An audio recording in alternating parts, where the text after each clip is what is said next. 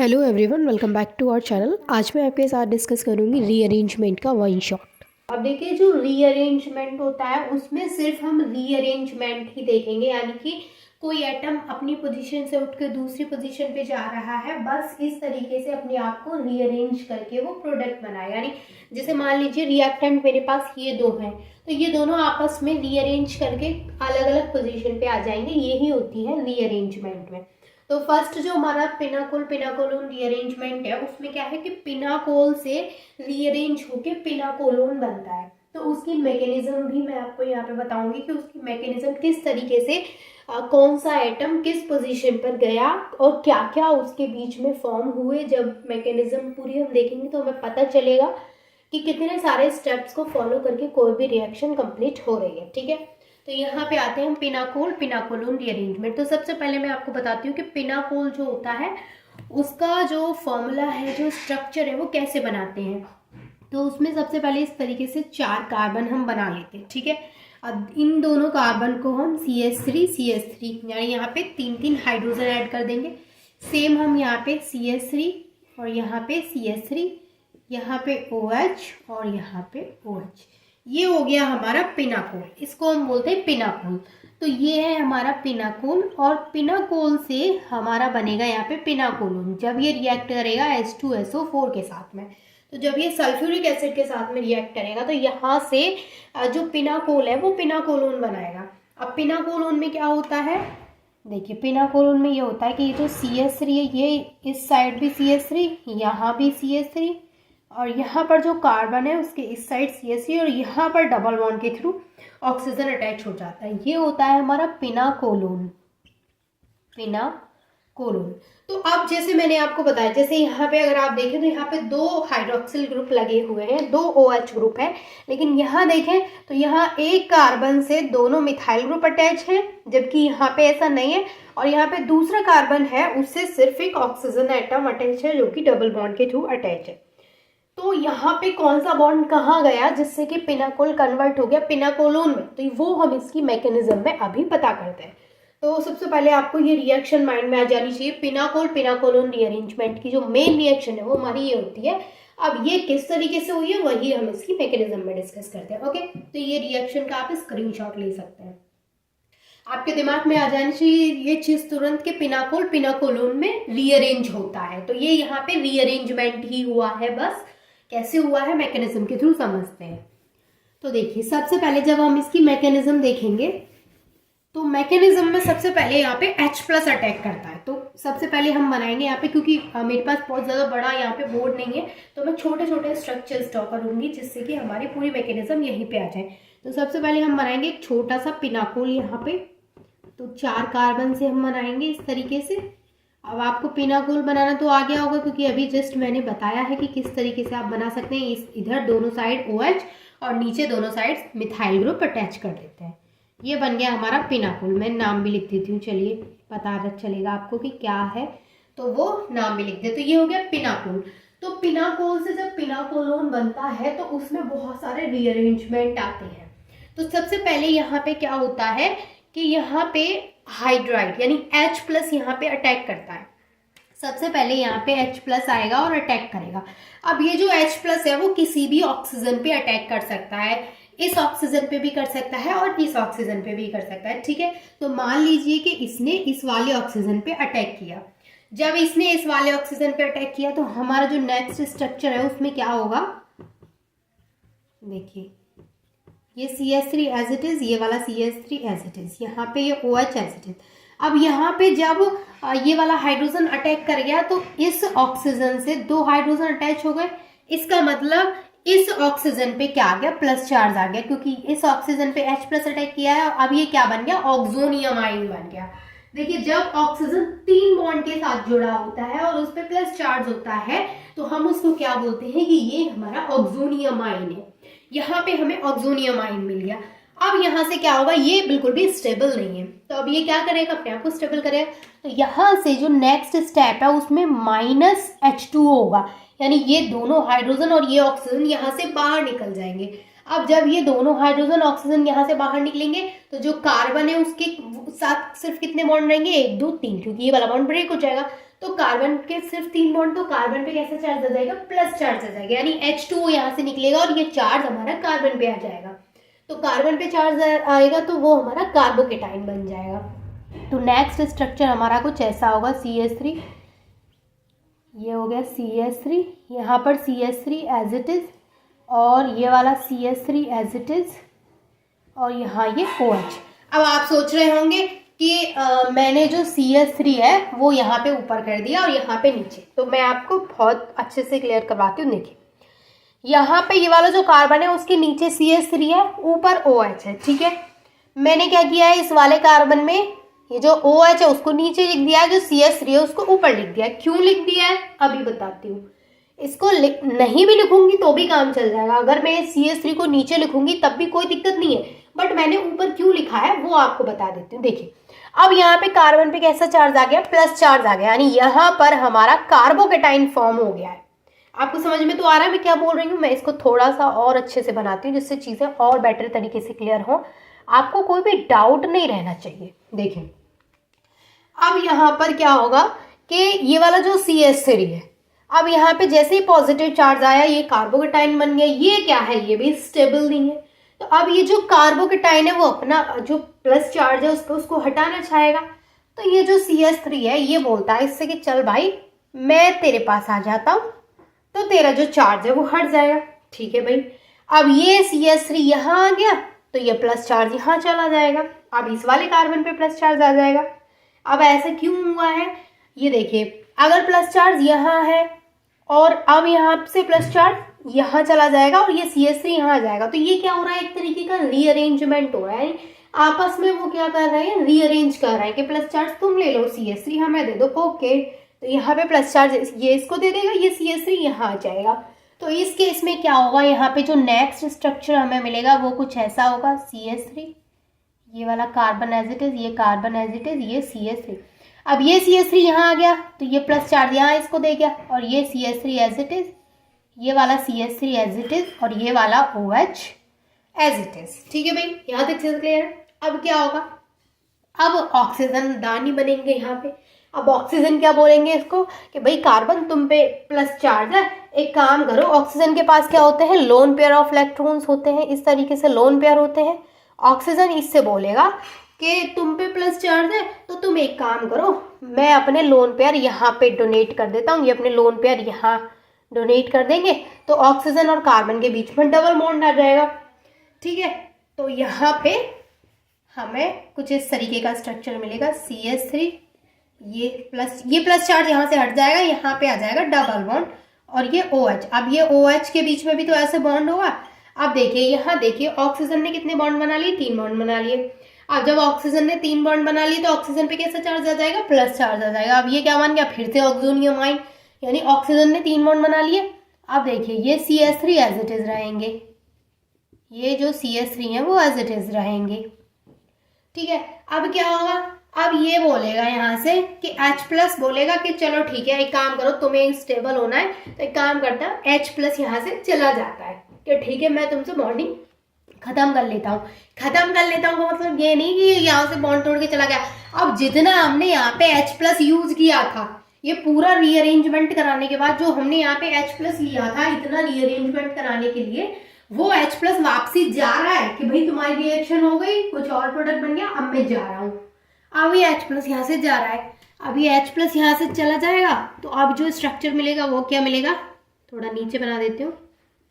अब हमें मिलेगा CH3, ये डबल बॉन्ड के थ्रू ऑक्सीजन ही रह जाएगा क्योंकि अब ये H+ यहाँ से जा रहा है, ये CH3, ये CH3 और ये CH3। अब आप बताइए कि ये जो स्ट्रक्चर हमें यहाँ पे मिला है इसका क्या नाम है, इसको बोलते हैं हम पिनाकोलोन।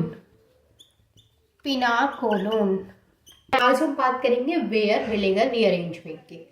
तो देखिए बेयर विनेगर रीअरेंजमेंट को हम बेयर विनेगर ऑक्सीडेशन इसलिए बोलते हैं क्योंकि यहाँ पे क्या होता है, जब हमें प्रोडक्ट मिलता है तो उसमें ऑक्सीजन का एडिशन होता है, दैट्स वाई हम इसको क्या बोलते हैं कि बेयर विनेगर ऑक्सीडेशन भी बोलते हैं। ओके, तो इसमें होता क्या है, जैसे हमारे पास कीटोन है, ठीक है, इसमें क्या होता है कि जो कीटोन है उसका हम बेयर विनेगर ऑक्सीडेशन कराते हैं तो उसके थ्रू हमें यहाँ पे एस्टर का फॉर्मेशन होता है।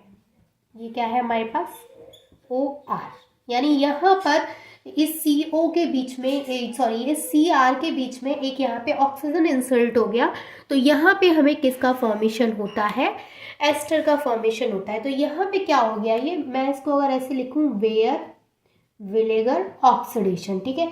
तो यहाँ पर हुआ क्या है कि जो भी हमारे पास यहाँ पे हमने ईथर लिया था, वो ईथर ऑक्सीडाइज होकर के किस में कन्वर्ट हो गया है, एस्टर में कन्वर्ट हो गया है।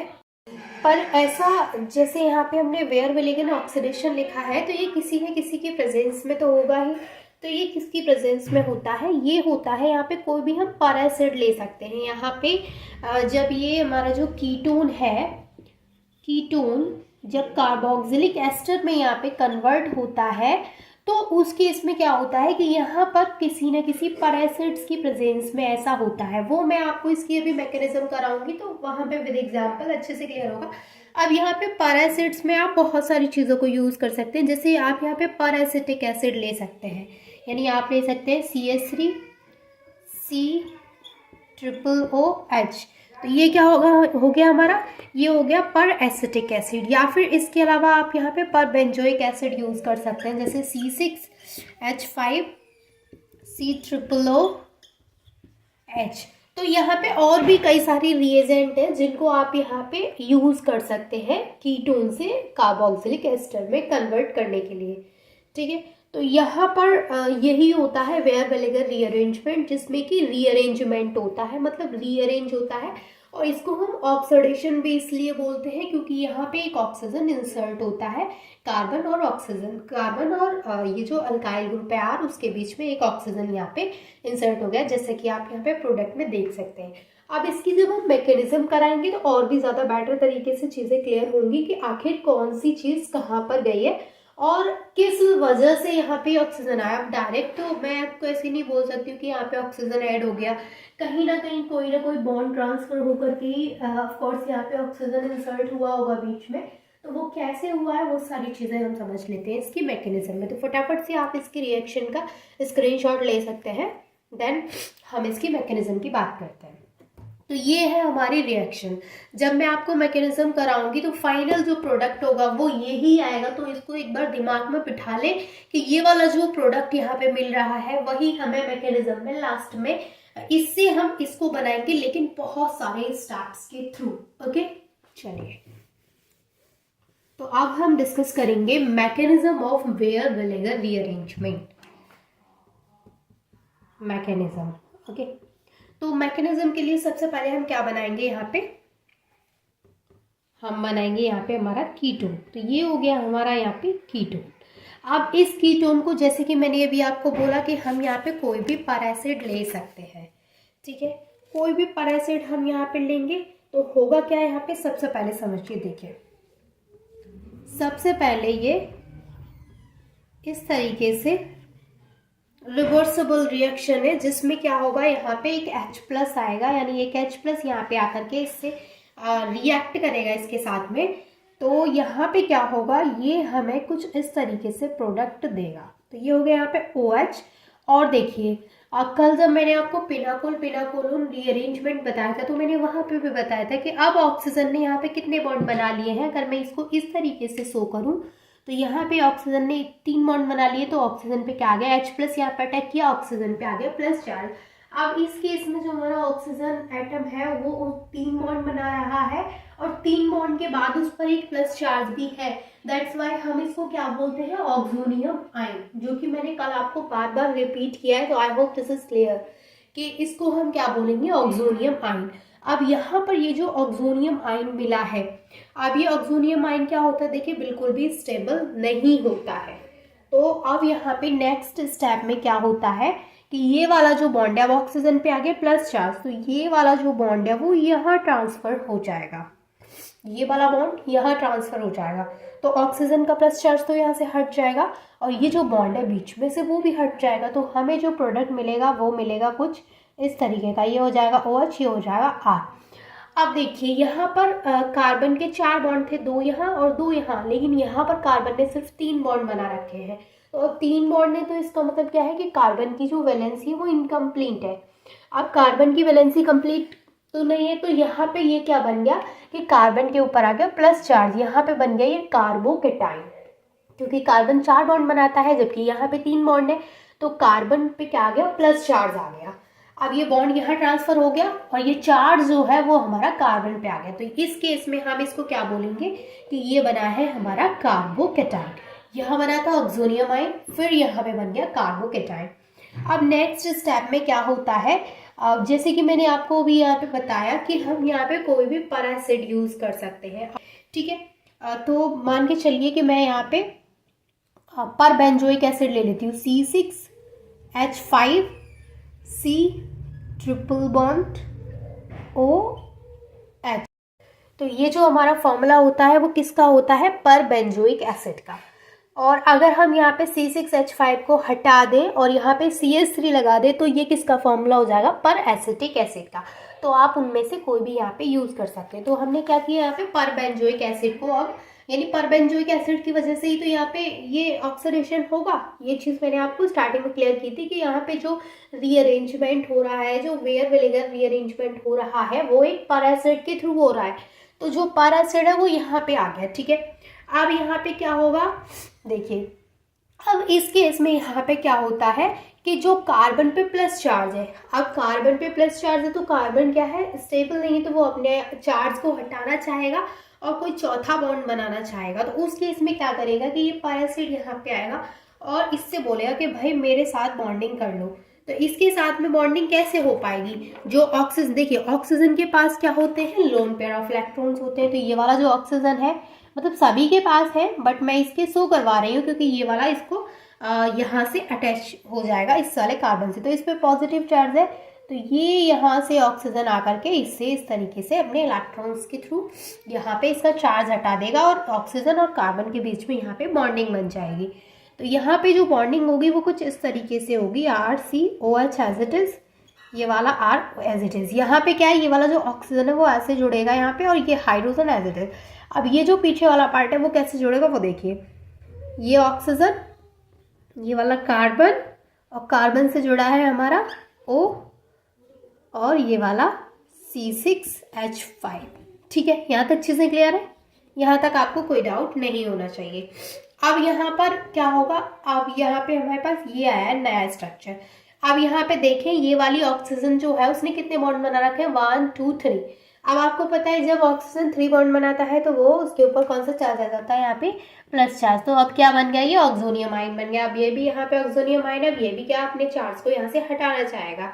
तो अब ये चार्ज को यहाँ से कैसे हटाएगा, यहाँ से H+ निकल जाएगा। तो मैं लिख दूँ -H+, कि यहाँ से H+ निकल गया। अब यहाँ से ये वाला H+ निकल जाएगा तो फाइनल स्ट्रक्चर क्या आएगा हमारे पास, R, ये वाला OH एज इट इज़, ये वाला R एज इट इज़। अब ये जो यहाँ पे है ऑक्सीजन वो ऐसे बन गया। अब ये हाइड्रोजन हट गया तो अब इस ऑक्सीजन से कोई हाइड्रोजन अटैच नहीं है, सिर्फ ये वाला ऑक्सीजन अटैच है, और इस ऑक्सीजन से कार्बन जो कि डबल बॉन्ड के थ्रू अटैच है, और ये R नहीं लिखेंगे हम, यहाँ पे लिखेंगे C6H5, ये वाला C6H5 अटैच है, ठीक है। अब ये जो हमें यहाँ पे मिला है इसको बोलते हैं हम कैरीज इंटरमीडिएट। इसको क्या बोलते हैं, कैरीज इंटरमीडिएट। मैं इसका यहाँ पे नाम लिख देती हूँ, कैरीज इंटरमीडिएट। अच्छा, अगर आपका MCQ पेपर आया तो उसमें ये MCQ भी बन सकता है कि वेयर विनेगर रीअरेंजमेंट में हमें कौन सा इंटरमीडिएट मिलता है, तो उस कई सारे नाम आपको वो इंटरमीडिएट्स के दे देगा और फिर एक देगा आपको कैरीज इंटरमीडिएट। तो आपको कौन सा टिक लगाना है वहाँ पे, कैरीज इंटरमीडिएट वाला टिक वहाँ पे लगाना है, ठीक है, ओके। अब यहाँ पे जो कैरीज इंटरमीडिएट हमें मिला है इसके बाद क्या होता है, ये H+ के साथ में, यानी एक H+ आएगा इसके साथ में रिएक्ट करेगा। तो इस केस में जो रिएक्शन होगी हमारी वो रिवर्सिबल होगी।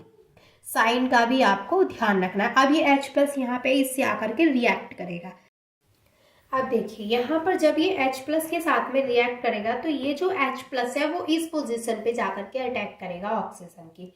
तो जब ये H+ इस पोजीशन पे जाकर के अटैक करेगा तो यहाँ पे क्या हो जाएगा, OH, और ऑक्सीजन ने 2 बॉन्ड ऑलरेडी बना रखे हैं और तीसरा बॉन्ड इस हाइड्रोजन के साथ बनाएगा तो ऑक्सीजन पे कैसा चार्ज आ जाएगा, प्लस चार्ज, यानी यहाँ पे ऑक्सोनियम आयन बन जाएगा। तो मैं यहाँ पे बना के आपको दिखा देती हूँ। तो ये OH एज इट इज, इस पे लोन पेयर है यहाँ पे, ठीक है। ये लोन पेयर मैंने आपको शो कर रखे हैं। ये bond as it is, carbon double bond oxygen, और ये C6H5 एज इट इज। अब ये जो H+ है वो यहाँ जुड़ेगा तो ऑक्सीजन पे आ गया फिर से प्लस चार्ज। तो ये हमें क्या मिल गया यहाँ पे, फिर से ऑक्सोनियम आयन यहाँ पे मिल गया। अब ये जो ऑक्सोनियम आयन है, अब ये यहाँ पे क्या होगा, 1-2 शिफ्ट होगा। अब यहाँ पे 1-2 शिफ्ट कैसे होगा वो चीज़ आपको थोड़ा अच्छे से समझनी है। थोड़ा सा कॉम्प्लिकेटेड लगेगा इस बार आपको, क्योंकि ये जो स्टेप है ना, इसमें बहुत सारे बॉन्ड्स इधर से उधर, उधर से इधर जाएंगे जब 1-2 शिफ्ट होगा तो। ओके, चलिए। अब यहाँ पे क्या होता है कि ये जो लोन पेयर ऑफ इलेक्ट्रॉन है वो यहाँ ट्रांसफर हो जाते हैं। मैं आपको अगर नीचे से बताऊं तो इस तरीके से समझिए। देखिए यहाँ पे क्या है, ये ऑक्सोनियम आयन है। अब ये जो ऑक्सोनियम आयन है वो अपना प्लस चार्ज यहाँ से हटाना चाहेगा। तो अब ऑक्सोनियम आयन है तो प्लस चार्ज हटाना चाहेगा, तो वो क्या करेगा, ये जो इलेक्ट्रॉन्स है उनको अपने पास ले लेगा। अब जब ये इलेक्ट्रॉन को अपने पास ले लेगा तो यहाँ पे कार्बन कितने बॉन्ड बनाएगा, ये वाला बॉन्ड तो यहाँ आ जाएगा, तो ये वाला बॉन्ड यहाँ से हटके यहाँ पे लोन पेयर ऑफ इलेक्ट्रॉन्स आ जाएंगे। तो यहाँ पे कार्बन के पास सिर्फ 3 बॉन्ड रहेंगे। अब कार्बन कार्बोकेटाइन बन जाएगा, लेकिन कार्बोकेटाइन नहीं बनाना उसको।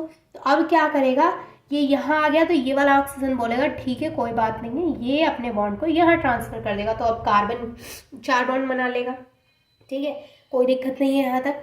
अब यहाँ पे इनके बीच का ये जो बॉन्ड है यहाँ से ये ब्रेक हो जाएगा इस ऑक्सीजन के और इस ऑक्सीजन के बीच में जो बॉन्ड है, जब ये बॉन्ड यहाँ ट्रांसफर हो जाएगा तो इनके बीच का जो बॉन्ड है वो ब्रेक हो जाएगा। अब ये वाला ऑक्सीजन क्या बोलेगा, अब ये वाला ऑक्सीजन बोलेगा कि भाई बॉन्ड ब्रेक हो गया, अभी इस ऑक्सीजन ने सिर्फ एक बॉन्ड बना रखा है। अब यहाँ से ये R बोलेगा कि ठीक है नेक्स्ट बॉन्ड मैं बना लेता हूँ तुम्हारे साथ, तो ये ऑक्सीजन के साथ में बॉन्ड बना लेगा। अब ये यहाँ से R हट जाएगा। अब कार्बन के पास सिर्फ कितने बॉन्ड है, 3, 1 2 3। अब इस केस में जो कार्बन है हमारा वो भी क्या है, अनस्टेबल हो गया, क्योंकि कार्बन के 3 बॉन्ड है बस। तो अब ये जो लोन पेयर ऑफ इलेक्ट्रॉन है ऑक्सीजन के, वो यहाँ आ जाएंगे। तो अब यहाँ पे डबल बॉन्ड आ जाएगा ऑक्सीजन और कार्बन के बीच में, तो ये भी क्या हो जाएगा, स्टेबल हो जाएगा। अब इस केस में यहाँ पे क्या होगा, देखिए। अब देखिए मैंने आपको इतनी सारी चीज़ें ये बताई हैं। आई नो कि ये सारी चीज़ें आपको बहुत कॉम्प्लिकेटेड लग रही हैं और थोड़ा चीज़ें बेटर तरीके से क्लियर हुई भी नहीं है अभी, बट अभी मैंने आपको एरोज लगा के समझाया। आपको एरो तो समझ में आया कि कौन सा एरो कहाँ से कहाँ ट्रांसफर हुआ है। अगर मैंने क्या बोला वो भी समझ में नहीं आया है तो भी आपको एरो तो समझ में आ गई है ना, ठीक है। चलिए, एरो तक की बात हमारी क्लियर है। उसके बाद अब मैं आपको इसका प्रोडक्ट दिखा देती हूँ जिससे कि आपको क्लियर होगा अब कौन सा एरो कहाँ गया और किस तरीके से बॉन्ड कहाँ से कहाँ ब्रेक हुए, वो हमें इस वाला जो नेक्स्ट प्रोडक्ट मिलेगा उसमें क्लियर हो जाएगा। अब यहाँ से क्या होता है, हमें एक चीज़ क्लियर हो गई है कि जो हमारे 2 प्रोडक्ट मिलेंगे, एक यहाँ से ब्रेक होके ये एक प्रोडक्ट बन गया है क्योंकि यहाँ ऑक्सीजन ऑक्सीजन के बीच का बॉन्ड ब्रेक हो गया, और ये ऊपर वाला एक प्रोडक्ट। तो ऊपर वाला हमारा क्या प्रोडक्ट मिला है, ये R तो यहाँ से हट गया, ये वाला R यहाँ से क्यों हट गया, क्योंकि ये वाला R जो है वो इस ऑक्सीजन के पास आ गया है ना, लेकिन ये वाला जो ऑक्सीजन है वो इसके पास आ गया, इसके पास R आ गया। तो इस तरीके से लिखेंगे हम, ये वाला R लिख रही हूँ मैं यहाँ पे, ये वाला R मैं इधर लिख रही हूँ कार्बन, और ये OH है यहाँ पे। अब ये जो OH है उनके बीच में कैसा बॉन्ड है, डबल बॉन्ड है। क्यों, क्योंकि ये इलेक्ट्रॉन्स यहाँ से ट्रांसफर हुए और इस पे कैसा चार्ज आ जाएगा, प्लस चार्ज आएगा, क्योंकि जब भी ऑक्सीजन 3 बॉन्ड बनाता है तो उस पर प्लस चार्ज आता है, तो वो ऑक्सोनियम आयन। तो यहाँ पे बन गई ऑक्सोनियम आयन। अब देखिए ये वाला O और ये वाला R, ये दोनों आपस में बॉन्ड बनाए हैं, तो ये वाला O और R में यहाँ लिख रही हूँ। क्लियर है, एक प्रोडक्ट तो हमें ये मिल गया एज इट इज ऊपर वाला। दूसरा प्रोडक्ट हमारा क्या मिलेगा, मैं यहाँ पे प्लस लगा देती हूँ बीच में जिससे कि आपको क्लियर हो। दूसरा प्रोडक्ट क्या मिलेगा, आप दूसरा प्रोडक्ट मिलेगा हमारे यहाँ पे ये C6H5 एज इट इज, इसके बाद ये कार्बन। अब यहाँ पर क्या हुआ है, ये C6H5 है, ठीक है। उसके बाद ये वाला कार्बन मैंने एज इट इज बनाया। अब देखिए यहाँ से ये बॉन्ड यहाँ ट्रांसफर हुआ है, तो इस कार्बन और ऑक्सीजन के बीच में कैसा बॉन्ड आ गया, डबल बॉन्ड आ गया। तो यहाँ पर क्या आ गया, ये डबल बॉन्ड। तो ये वाला जो डबल बॉन्ड है वो इन दोनों के बीच में नहीं है भाई, यहाँ पे ये क्या है, ये बॉन्ड यहाँ ट्रांसफर हो गया। तो ये बॉन्ड यहाँ ट्रांसफर हो गया तो ऑक्सीजन और कार्बन के बीच में सिंगल बॉन्ड हो गया बस, बट उसका प्लस चार्ज चला गया क्योंकि इलेक्ट्रॉन पेयर ऑक्सीजन के पास आ गया तो उसका प्लस चार्ज हट गया। ये कार्बन और ऑक्सीजन जो है इन दोनों के बीच में डबल बॉन्ड आ गया। तो इस तरीके से हमें यहाँ पे नेक्स्ट प्रोडक्ट मिल गया। अब यहाँ पे क्या होता है इस बार। अब ये हमारे पास प्रोडक्ट मिला है, लेकिन अभी भी आपको पता है कि यहाँ पर ये हमारा फाइनल प्रोडक्ट नहीं है। अब यहाँ से जो नेक्स्ट हमारा जो प्रोडक्ट मिलता है, यानी जो फाइनल स्टेप है वो लास्ट स्टेप है। अब इस स्टेप में क्या होता है कि ये जो हमारा प्रोडक्ट है, ये इसमें से H+ बाहर निकल जाएगा। तो -H+ जब इसमें से हो जाएगा तो यहाँ पे हमें मिलेगा RC≡O। यहाँ से H निकल जाएगा और ये O और ये R। तो ये क्या मिला है हमें, एस्टर। समझ में आ गया? कोई भी डाउट है तो प्लीज इसको दोबारा से देखिएगा, तो सारी चीजें क्लियर होंगी। मैंने हर एक स्टेप आपके साथ में डिस्कस किया है, इसके जितने भी स्टेप्स है ना वो सारे मैंने आपको यहाँ पे डिस्कस किए हैं आपके साथ। जो फाइनल स्टेप है उसमें H+ बाहर निकलेगा, तो ये वाला H+ जो ऑक्सोनियम आयन यहाँ पे बना रहा है वो H+ बाहर निकल जाएगा, तो carbon double bond oxygen as it is है, बाकी का OR और ये R एज इट इज है। तो समझ में आ गया आपको? यही प्रोडक्ट मैंने आपको रिएक्शन की स्टार्टिंग में दिखाया था कि वेयर विनेगर रीअरेंजमेंट में हमें कार्बोक्सिलिक एस्टर का फॉर्मेशन होगा। तो यही थी हमारी वेयर विनेगर रीअरेंजमेंट, इसको हम वेयर विनेगर ऑक्सीडेशन भी बोलते हैं। और इसकी मैकेनिज्म कैसे होती है, कैसे रिएक्शन होती है, I have already discussed with you. I hope this is clear to all of you. तो देखिए, सबसे पहले ये जो फेवर्स की रीअरेंजमेंट होता है ना, इसमें मैं आपको कुछ बेसिक चीज़ें बताती हूँ। जैसे हम यहाँ पे अल्फा हेलोकीटोन्स लेंगे और उनको अगर हम एल्कोक्साइड के साथ में रिएक्ट कराते हैं तो हमें अलग प्रोडक्ट मिलेगा।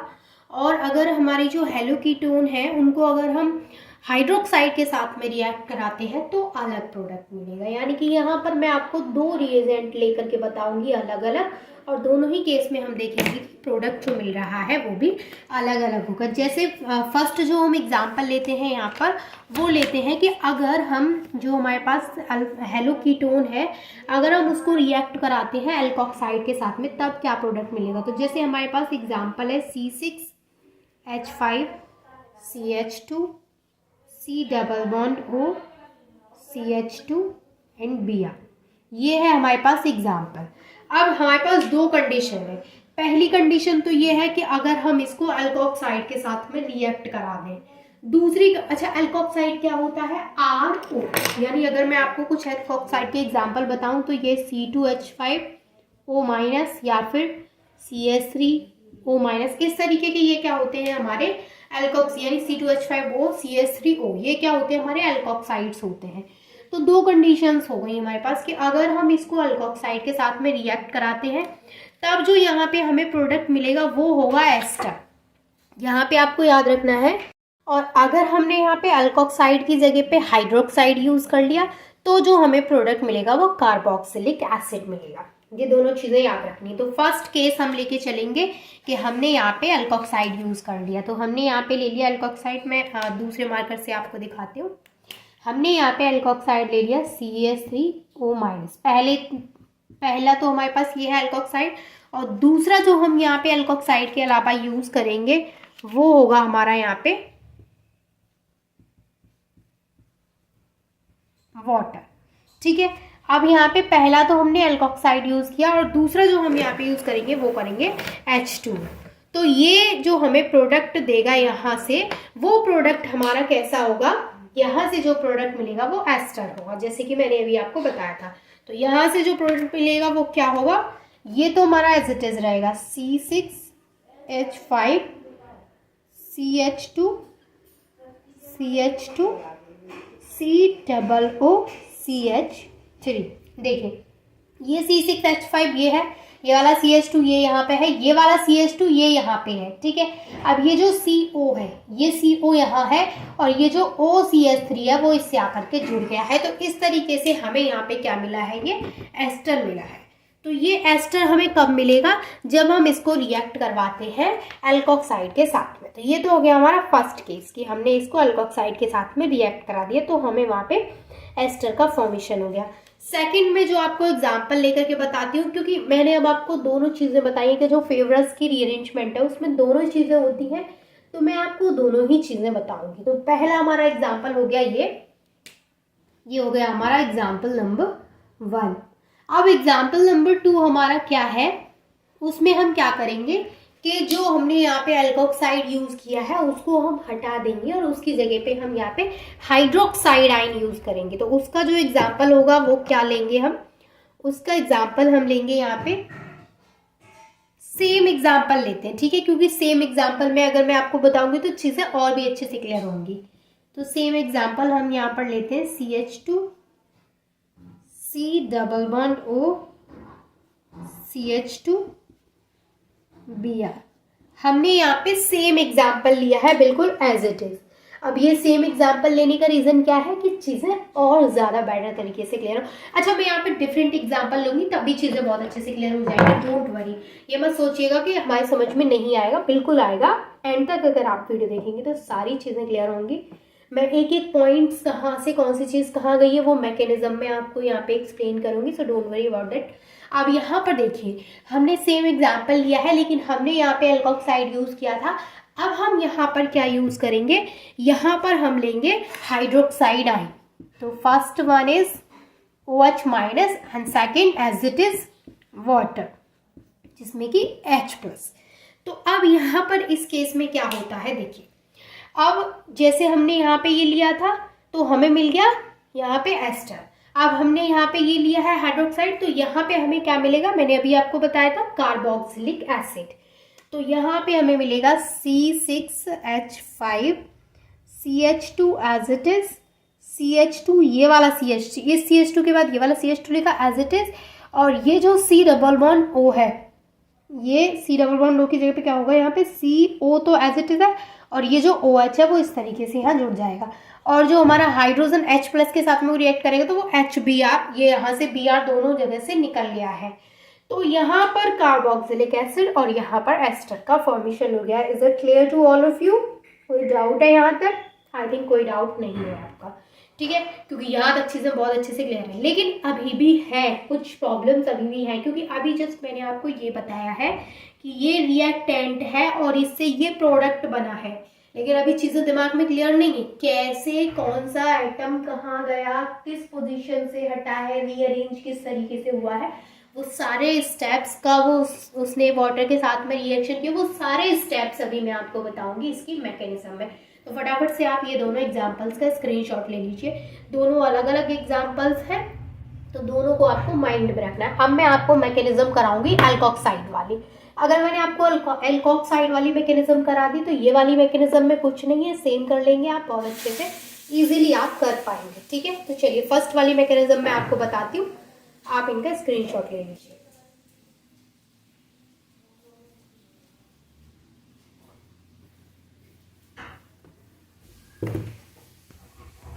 तो जो हमारी फर्स्ट रिएक्शन थी जिसमें कि हमने एल्कोक्साइड के साथ में रिएक्ट कराया था, हमारा जो हेलो कीटोन था उसको, उसी की हम मैकेनिज्म यहाँ पे देखेंगे। तो रिएक्शन तो आपके दिमाग में होगी अभी, वो क्यों भाई, प्रोडक्ट तो होगा ना आपके दिमाग में कि क्या प्रोडक्ट मिला था, एस्टर मिला था, तो वही एस्टर हमें लास्ट में मिलेगा बहुत सारे स्टेप्स को फॉलो करने के बाद में। तो चलिए हम अपनी रिएक्शन की मैकेनिज्म यहाँ पे करते हैं। मैकेनिज्म देखिए, मैकेनिज्म हम जब यहाँ पे करेंगे तो सबसे पहले हम वही बनाएंगे रिएक्टेंट जो हमने वहाँ पे यूज़ किया था। तो क्या था वो, C6H5 CH2 C double bond O CH2 Br, right, यही था ना, यही हमने यूज़ किया था। अब इसको हमने रिएक्ट कराना है एल्कोक्साइड के साथ में CH3O इस तरीके से। अब आप बोलेंगे कि वाटर मैंने नहीं लिखा है। हाँ, मैंने यहाँ पे वाटर अभी मेंशन नहीं किया है क्योंकि वाटर के साथ में जो रिएक्शन होगी वो कई सारे स्टेप्स पहले फॉलो करने के बाद होगी, तो इसलिए मैं उसको बाद में मेंशन करूंगी, क्योंकि हम यहाँ पे उसकी मैकेनिज्म देख रहे हैं तो हम एक एक स्टेप उसका क्लियर करेंगे, ठीक है। ये चीज़ें क्लियर है आपको यहाँ तक। अब यहाँ पर देखिए, जब ये हमारा एल्कोक्साइड के साथ में रिएक्ट करेगा तो सबसे पहले हम कुछ इस तरीके का स्ट्रक्चर बनाएंगे। कैसा बनाएंगे देखिए, ये C6H5 को तो हम एज इट इज लिखेंगे। देखिए ये वाला जो C6H5 है उसको हम एज इट इज ऐसे ही नोट कर देंगे, जो CH2 है उसको भी हम एज इट इज ऐसे ही नोट कर देंगे, ठीक। अब ये जो कार्बन है, इस कार्बन ने इस कार्बन के साथ में भी बॉन्ड बना रखा है और इस कार्बन के साथ में भी बॉन्ड बना रखा है। तो अभी मैं इस कार्बन को ऐसे ऊपर को ले जाती हूँ, उसको थोड़ा रीअरेंज करती हूँ। तो ये वाला CH2 मैंने यहाँ लिख दिया, बीच का मैंने अभी सी डबल बॉन्ड नो नहीं लिखा है, तो इस सी डबल बॉन्ड नो ने इसके साथ भी बना रखा है, इसके साथ भी। इस तरीके से लिख दे, कोई दिक्कत नहीं होनी चाहिए, ठीक है। और यहाँ पे जब ये इसके साथ रिएक्ट करता है तो इस तरीके से हमें यहाँ पे ये मिल गया, ठीक है। अब यहाँ पर देखिए, अब यहाँ पे क्या होता है नेक्स्ट स्टेप। अब यहाँ पे ये माइनस चार्ज है, तो यहाँ पे 2 हाइड्रोजन नहीं रहेंगे, 1 हाइड्रोजन रहेगा। 1 बॉन्ड, 2 बॉन्ड, 3, और इस पे एक माइनस चार्ज हो गया, ठीक है। अब यहाँ पे क्या होता है, जब हमने इसको ऐसे रिएक्ट कराना है तो पहले हमें इस तरीके से इसको यहाँ पे बना लेना है। तो ये हमारा इस तरीके से हमने ड्रॉ कर लिया। अब क्या होगा यहाँ पे कि ये जो यहाँ से बॉन्ड है वो इस Br के पास में ट्रांसफर हो जाएगा। ये जो इलेक्ट्रॉन है इस Br के साथ पास ट्रांसफर हो जाएंगे, तो यहाँ पे जो कार्बन है उसकी वैलेंसी क्या हो जाएगी, इनकम्प्लीट हो जाएगी। तो ये वाला जो यहाँ पे बॉन्ड है, मैं अगर आपको ऐसे बताऊं तो ये वाला जो यहाँ पे माइनस का चार्ज है, तो माइनस का चार्ज मतलब क्या है कि यहाँ पे क्या है, इलेक्ट्रॉन्स है। तो ये इलेक्ट्रॉन है CH2 के पास चले जाएंगे, यानी यहाँ पर इन दोनों के बीच में बॉन्ड बना लेंगे। ये कब, क्योंकि उसकी वैलेंसी क्या हो गई, इनकम्प्लीट हो गई। तो उसकी वैलेंसी को कंप्लीट करने के लिए ये जो बॉन्ड आएगा इन इलेक्ट्रॉन्स का, वो इन दोनों के बीच में आ जाएगा। अब यहाँ पे नेक्स्ट स्टेप क्या होगा कि जैसे मैंने आपको एरो दिखाया उसी तरीके से बाहर निकलेगा ये। तो नेक्स्ट स्टेप जो हमारा होगा वो क्या रहेगा, ये C6H5 तो एज इट इज रहेगा।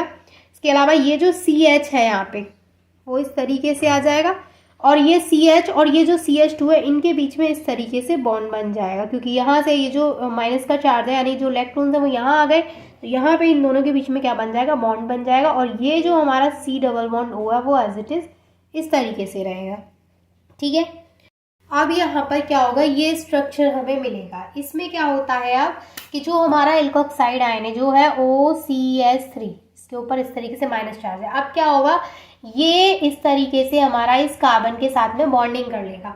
अब जब ये कार्बन के साथ में बॉन्डिंग कर लेगा तो कार्बन के कितने बॉन्ड हो जाएंगे, 5। अब कार्बन के 5 बॉन्ड तो होते नहीं है, तो यहाँ पर क्या होगा, फिर ये ऑक्सीजन अपना ये जो बॉन्ड है यानी अपने जो इलेक्ट्रॉन्स हैं उनको अपने वापस ले लेगा। तो ये जो इलेक्ट्रॉन्स है वो ऑक्सीजन के पास वापस चले जाएंगे। तो यहाँ पे जो हमें नेक्स्ट स्ट्रक्चर है वो कुछ इस तरीके का मिलेगा। जो नेक्स्ट स्ट्रक्चर है वो कुछ इस तरीके का मिलेगा। C6H5 एज इट इज, ये CH एज इट इज, ये वाला CH2 एज इट इज। यहाँ पर ये जो बॉन्ड है कार्बन का वो एक तो बन गया OCS3 के साथ में, OCS3 के साथ में इसलिए बन गया क्योंकि यहाँ से बॉन्डिंग हुई है। और जो कार्बन और डबल बॉन्ड ऑक्सीजन है वो सिंगल बॉन्ड हो गया, और ऑक्सीजन पे कैसा चार्ज आ गया, माइनस चार्ज आ गया, क्योंकि जो इलेक्ट्रॉन्स हैं ये वाले वो ऑक्सीजन के पास चले गए, तो ऑक्सीजन पे यहाँ पे ये माइनस चार्ज आ गया। अब ये ऑक्सीजन पे माइनस चार्ज आ गया। अब क्या होता है इसमें, देखिए अब यहाँ पर ये तो है हमारा एल्काइल कार्बन और ये है हमारा बेंजाइल कार्बन। अब यहाँ पे क्या होता है, देखिए अब ये जो इलेक्ट्रॉन्स, ये जो इस पे माइनस चार्ज है, मैं इसको यहाँ शो कर दूँ। अब ये जो इस पे माइनस चार्ज है वो क्या करता है, वो फिर से वापसी इस माइनस चार्ज को यहाँ माइनस चार्ज को देके यहाँ पे क्या करेगा, अपना जो इलेक्ट्रॉन्स है उसने यहाँ इसको दे दिए। अब जब इसने इलेक्ट्रॉन दे दिए तो फिर से कार्बन की जो बॉन्डिंग हुई वो कितने एटम्स के साथ में हो गई, 5 एटम के साथ में। अब ऐसा तो होता नहीं कि कार्बन की जो बॉन्ड है वो 5 होती हो, कार्बन तो सिर्फ 4 बॉन्ड बनाता है। अब यहाँ पर क्या होगा, ये जो बॉन्ड है यहाँ पे ये जो इलेक्ट्रॉन है वो यहाँ आ जाएंगे इसके पास में, ये वाले जो इलेक्ट्रॉन है। देखिए मैं एरो की हेल्प से आपको चीज़ें क्लियर कर रही हूँ, ये ही इसी तरीके से मैकेनिज्म होती है जिसमें कि एरोज की हेल्प से हम समझते हैं। तो प्लीज़ आप समझने की कोशिश जरूर करें। अब यहाँ पे ये इलेक्ट्रॉन्स यहाँ आ गए, तो यहाँ पे ये कार्बन के 5 बॉन्ड हो जाएंगे क्योंकि वो फिर से डबल बॉन्ड यहाँ पे बनाएगा। तो अब यहाँ पे क्या होगा, इस केस में ये वाला इलेक्ट्रॉन इसके पास में आ जाएगा। तो यहाँ पर क्या होगा, जैसे ही यहाँ पर ये वाले इलेक्ट्रॉन इस CH के पास में आ जाएंगे तो कार्बन और जो CH है उसके बीच का बॉन्ड यहाँ से ब्रेक हो जाएगा। तो हम यहाँ पर इस तरीके से मेंशन करेंगे कि यहाँ पे क्या हुआ है, ये वाला जो बॉन्ड है वो ब्रेक हुआ है। अब यहाँ पे बॉन्ड ब्रेक हुआ है, मान के चलिए इसको मैंने A मान लिया बॉन्ड को, इसको मैंने B मान लिया, तो ये हो गया हमारा ब्रेकिंग ऑफ बॉन्ड A, क्योंकि जिसको मैंने A माना है वो बॉन्ड हमारा ब्रेक हो गया।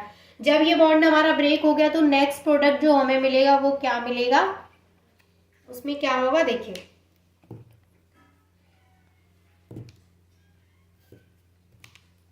ये C6H5 तो एज इट इज रहेगा, जैसे कि हमेशा से एज इट इज ही बनता है। ये जो CH है, अब यहाँ से इलेक्ट्रॉन से CH के पास में ट्रांसफर हुए हैं, तो इस CH पे क्या आ जाएगा, माइनस चार्ज आ जाएगा कि नहीं आ जाएगा। आप खुद सोचिए कि जब इलेक्ट्रॉन्स यहाँ से इस CH के पास में आए तो इस CH पे क्या आएगा, माइनस चार्ज आएगा, जाहिर सी बात है। और ये CH2 यहाँ पे एज इट इज रहेगा। अब इस CH ने इस कार्बन के साथ में बॉन्ड बना रखा था, लेकिन बॉन्ड ब्रेक हो गया, इस पे आ गया माइनस चार्ज। अब ये जो कार्बन का बॉन्ड है वो सिर्फ इस CH2 के साथ है, तो इसको हम ऐसे बना लें कि कार्बन ने इस तरीके से बॉन्ड है। अब कार्बन का OCH3 के साथ में बॉन्ड है, और ये वाला जो माइनस चार्ज है यानी ये वाले जो इलेक्ट्रॉन है वो यहाँ आ गए, तो फिर से यहाँ पे डबल बॉन्ड बन गया। तो इस तरीके से कार्बन ने यहाँ पे डबल बॉन्ड बना रखा है। तो ये कितने बॉन्ड है, 2 3 4, कार्बन के हो गए 4 बॉन्ड। तो ये हो गया हमारा इस तरीके से नेक्स्ट प्रोडक्ट। अब इस स्टेज पे आकर के ये वाटर के साथ में रिएक्ट करता है। तो समझ में आया आपको कि वाटर के साथ में जो रिएक्शन होती है हमारी, वो इस स्टेज पे आके होती है। अब ये क्या करेगा, यहाँ से ये रिएक्ट करेगा वाटर के साथ में।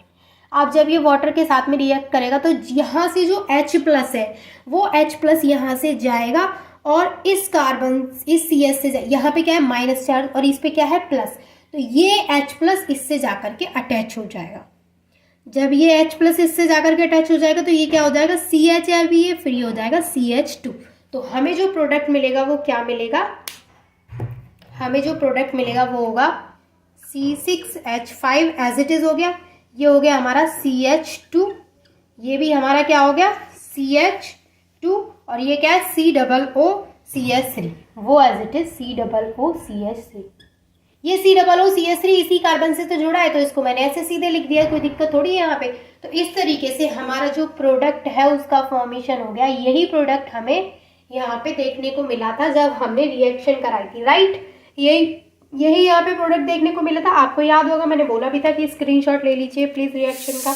तो ये होता है हमारा यहाँ पे प्रोडक्ट का फॉर्मेशन इस तरीके से, जब हम यहाँ पे एल्कोक्साइड को यूज करते हैं। तो ये इसकी मैकेनिज्म थी। आई होप कि आपको मैकेनिज्म समझ में आ गई होगी। Benzylic acid rearrangement. अब यहाँ पर देखिए हम 2 तरीके से पढ़ेंगे इस रिएक्शन को। जैसे अब सबसे पहले हम यहाँ पे एग्जांपल लेंगे बेंजाइल का। तो बेंजाइल होता है C6H5 C++O and then C6H5। ये हो गया हमारे पास यहाँ पे बेंजिल या फिर बेंजाइल, ठीक है। अब यहाँ पे ये हो गया हमारे पास बेंजिल। अब इसको अगर हम हाइड्रोक्साइड के साथ में रिएक्ट कराते हैं, हाइड्रोक्साइड मतलब OH- के साथ में अगर हम इसकी रिएक्शन कराते हैं तो ये जो रिएक्शन है वो रिवर्सिबल होगी। और यहाँ पर 2 स्टेप्स, अगर मैं जब आपको इसकी मैकेनिज्म बताऊंगी तो दोनों स्टेप्स बताऊंगी। अब मैं सेकंड, पहला हो गया हमारा यहाँ पे OH- और दूसरा हो गया हमारा यहाँ पे हाइड्रोलिसिस कराएंगे, फिर हम इसको वाटर के साथ में रिएक्ट कराएंगे। तो पहली रिएक्शन OH- के साथ एंड दूसरी वाटर के साथ में। तो यहाँ पे जो फाइनल प्रोडक्ट हमें मिलता है वो होता है कार्बोक्सिलिक एसिड। तो हमें यहाँ पे मिलता है C6H5COH, यहाँ पे C6H5 और यहाँ पे मिलता है COOH। अब देखिए यहाँ पे हमें क्या मिला है, ये कार्बोक्सिलिक एसिड। अब ये कौन सी चीज कहाँ से कहाँ गई, डोंट वरी, टेंशन मत लो। वीडियो जब तक एंड होगी, जब तक हमारे जो टॉपिक है वो आपको पूरे अच्छे तरीके से क्लियर हो जाएगा, डोंट वरी, ठीक है। तो कैसे कौन सा आइटम कहाँ गया, किस तरीके से यहाँ पे फॉर्मेशन हुआ है, पूरी मैकेनिज्म आपको मैं बताऊंगी विद एरो, तो आपको क्लियर हो जाएगा कि कहाँ से और कैसे ये कार्बोक्सिलिक एसिड यहाँ पे बना है, ठीक है। तो पहला तरीका तो यहाँ पे ये होता है कि जो हमारे पास बेंजिल है उसको अगर हम हाइड्रोक्साइड आयन के साथ में यहाँ पे रिएक्शन कराते हैं उसकी, तो हमें यहाँ पे मिलता है कार्बोक्सिलिक एसिड।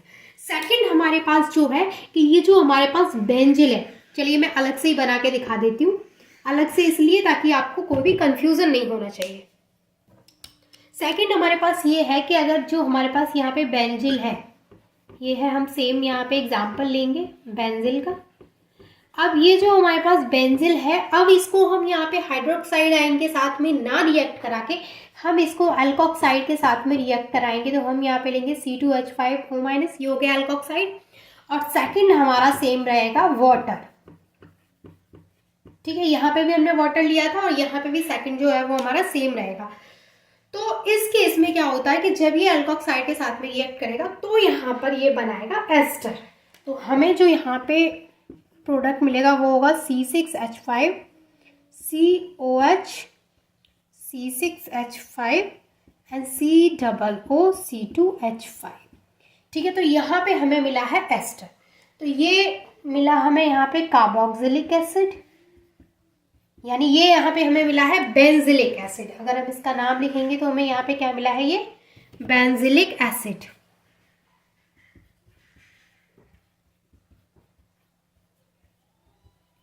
और जो सेकंड वाला हमें मिला है वो क्या है, एस्टर है।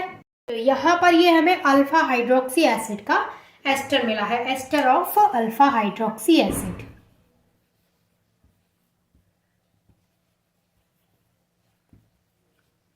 अब इसकी मैं आपको मैकेनिज्म बताती हूँ, क्योंकि अभी चीज़ें ज़्यादा अच्छे से क्लियर नहीं होंगी। आई नो कि एकदम से जब हम रिएक्शन पढ़ते हैं तो चीज़ें क्लियर होती भी नहीं है। तो जब तक हम इसकी मैकेनिज्म नहीं देख लेंगे कि कौन सा आइटम कहाँ से कहाँ किस तरीके से रीअरेंज हुआ है, तब तक हमारी चीज़ें क्लियर नहीं होंगी। तो मैं आपको इसकी मैकेनिज्म बताऊंगी। इसकी मैकेनिज्म कैसे होगी, लास्ट वीडियो में मैंने आपको फेवर्स की रीअरेंजमेंट कराया था। फेवर्स की रीअरेंजमेंट में भी मैंने आपको दो तरीके बताए थे। दो तरीके क्या थे, वहां पे भी मैंने आपको दो रिएक्शन बताई थी कि अगर हम एल्कोक्साइड के साथ में रिएक्ट कराते हैं तो एस्टर का फॉर्मेशन हो रहा था, और अगर हम हाइड्रोक्साइड के साथ में रिएक्ट करा रहे थे तो वहां पर भी किसका फॉर्मेशन हो रहा था, बेंजिलिक एसिड का, मतलब कार्बोक्सिलिक एसिड का फॉर्मेशन हो रहा था। तो इसकी जो मैकेनिज्म है वो मैंने लास्ट वीडियो में आपके साथ डिस्कस की थी। तो अगर आपको इसकी भी मैकेनिज्म चाहिए तो आप प्रीवियस वीडियो चेक कर सकते हैं, आपको इसकी मैकेनिज्म करना आ जाएगा। और आज मैं आपको बताऊंगी हाइड्रोक्साइड आयन, इस वाले की मैकेनिज्म आपके साथ में डिस्कस करूंगी। अगर आप ये नहीं भी करते हैं तो भी काम चल जाएगा। अगर बेंजिलिक एसिड रीअरेंजमेंट आता है तो आप ये पूरा एक एग्जाम्पल दे सकते हैं, इसको करके इसकी मैकेनिज्म बता सकते हैं। और अगर आपको और ज़्यादा अच्छे मार्क्स चाहिए तो आप दोनों एग्जाम्पल्स बता सकते हैं कि हम इसके साथ में रिएक्ट कराएंगे तो ये बनेगा। लेकिन दोनों चीज़ें आपको एक्सप्लेन तो करनी पड़ेंगी कि अगर हम एल्कोक्साइड के साथ में रिएक्ट कराते हैं तो ये बनेगा, अगर हम हाइड्रोक्साइड के साथ में रिएक्ट कराते हैं तो ये प्रोडक्ट बनेगा। बस यहाँ पर एक चीज़ का आपको याद रखना है कि अब आप अपने दिमाग में सोच रहे होंगे कि फिर जब मैंने प्रीवियस वीडियो में, मैं नाम तो अलग ले रही हूँ रिएक्शन का, मैं बोल रही हूँ फेवर्स की रीअरेंजमेंट, और यहाँ पे हम कर रहे हैं बेंजिलिक एसिड रीअरेंजमेंट, तो फिर रिएक्शन कैसे सेम हो गई, है ना। क्योंकि वहाँ पे हमने क्या लिया था, वहाँ पे जो हमारा रिएक्टेंट था वो चेंज था। बाकी मैकेनिज्म का जो प्रोसेस रहेगा वो थोड़ा सा जब आप इसको कर लेंगे और उसको देख लेंगे तो इसकी मैकेनिज्म आप खुद कर सकते हैं, मैंने सिर्फ इसलिए बोला है। बाकी का जो फेवर्स की रीअरेंजमेंट था उसमें जो हमारा रिएक्टेंट था वो हमने वहाँ पे क्या लिया था, हेलोकीटोन लिया था। ठीक है, अल्फा हेलोकीटोन हमने वहाँ पे यूज़ किया था, और यहाँ पर हम अल्फा डाइकीटोन यूज़ कर रहे हैं। ये है दोनों के बीच में डिफरेंस कि वहाँ पे हमने रिएक्टेंट अलग लिया था, यहाँ पे रिएक्टेंट अलग लिया है। बाकी जो प्रोडक्ट है वो हमें सेम मिल रहा है, इस वाले केस में एस्टर एंड इस वाले केस में एसिड। ओके, तो चलिए मैं अब आपको इसकी मैकेनिज्म करा देती हूँ। अब आप ये वाली रिएक्शन को थोड़ा सा दिमाग में रखें, ये प्रोडक्ट मिला है हमें, अभी जब मैं आपको इसकी मैकेनिज्म बताऊंगी तो यही सेम प्रोडक्ट मिलेगा, तो ध्यान रखें, इसका स्क्रीनशॉट ले सकते हैं आप।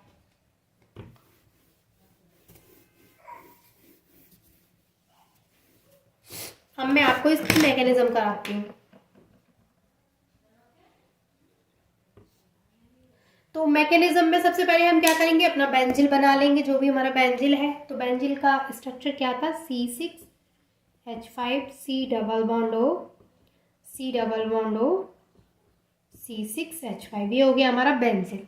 अब ये जो बेंजिल है उसको हम रिएक्ट कराएंगे हाइड्रोक्साइड आयन के साथ में, OH माइनस के साथ में। ये है हमारा स्टेप, मैं स्टेप आगे मेंशन कर देती हूँ। चलिए मैं स्टेप यही मेंशन कर देती हूँ। ठीक है, ये है हमारा स्टेप 1। ठीक है, अब यहाँ पे फर्स्ट स्टेप में क्या होता है कि ये जो यहाँ पे डबल बॉन्ड है, कोई भी एक डबल बॉन्ड, ये वाला भी हो सकता है और ये वाला भी कार्बन डबल बॉन्ड ऑक्सीजन हो सकता है, कोई भी हो सकता है। तो मान लीजिए मैंने ये वाला जो बॉन्ड है वो इस ऑक्सीजन के पास में इलेक्ट्रॉन्स ट्रांसफर हो गए। ठीक है, इस ऑक्सीजन ने ये इलेक्ट्रॉन्स अपने पास ले लिए, और ये वाला जो OH माइनस है वो यहाँ पे अटैक कर गया फर्स्ट स्टेप में, क्योंकि जब ये इलेक्ट्रॉन्स को यहाँ पर खींच लेगा ऑक्सीजन तो इस कार्बन पे कैसा चार्ज आ जाएगा, प्लस चार्ज आ जाएगा, यानी यहाँ पे क्या बन जाएगा, कार्बोकेटाइन। तो हमारा जो OH माइनस है, हाइड्रोक्साइड आयन है, वो वहाँ पे जाकर के रिएक्ट करेगा, यानी यहाँ पे जाकर के अटैच हो जाएगा। तो हमारे पास जो नेक्स्ट प्रोडक्ट मिलेगा स्टेप फर्स्ट में वो क्या होगा, वो होगा ये C6H5 एज इट इज, ये carbon double bond oxygen as it is, ये carbon single bond oxygen minus charge आ जाएगा। माइनस क्यों आ गया, क्योंकि यहाँ से जो इलेक्ट्रॉन है वो ऑक्सीजन के पास गया तो उस पर माइनस चार्ज आ गया और दोनों के बीच में सिंगल बॉन्ड आ गया। और यहाँ पे हमारा जो OH है ये वाला, ये जो C6H5 है वो एज इट इज इससे जुड़ा रहेगा। ये C6H5 इसी कार्बन से जुड़ा है, बस मैंने यहाँ ना लिख के यहाँ लिख दिया है, अटैच तो इसी कार्बन से है और इससे ये वाला OH जुड़ जाएगा। ठीक है, ये क्लियर है। ये हुआ हमारा फर्स्ट स्टेप, कि फर्स्ट स्टेप में हमारा इसका फॉर्मेशन हो गया।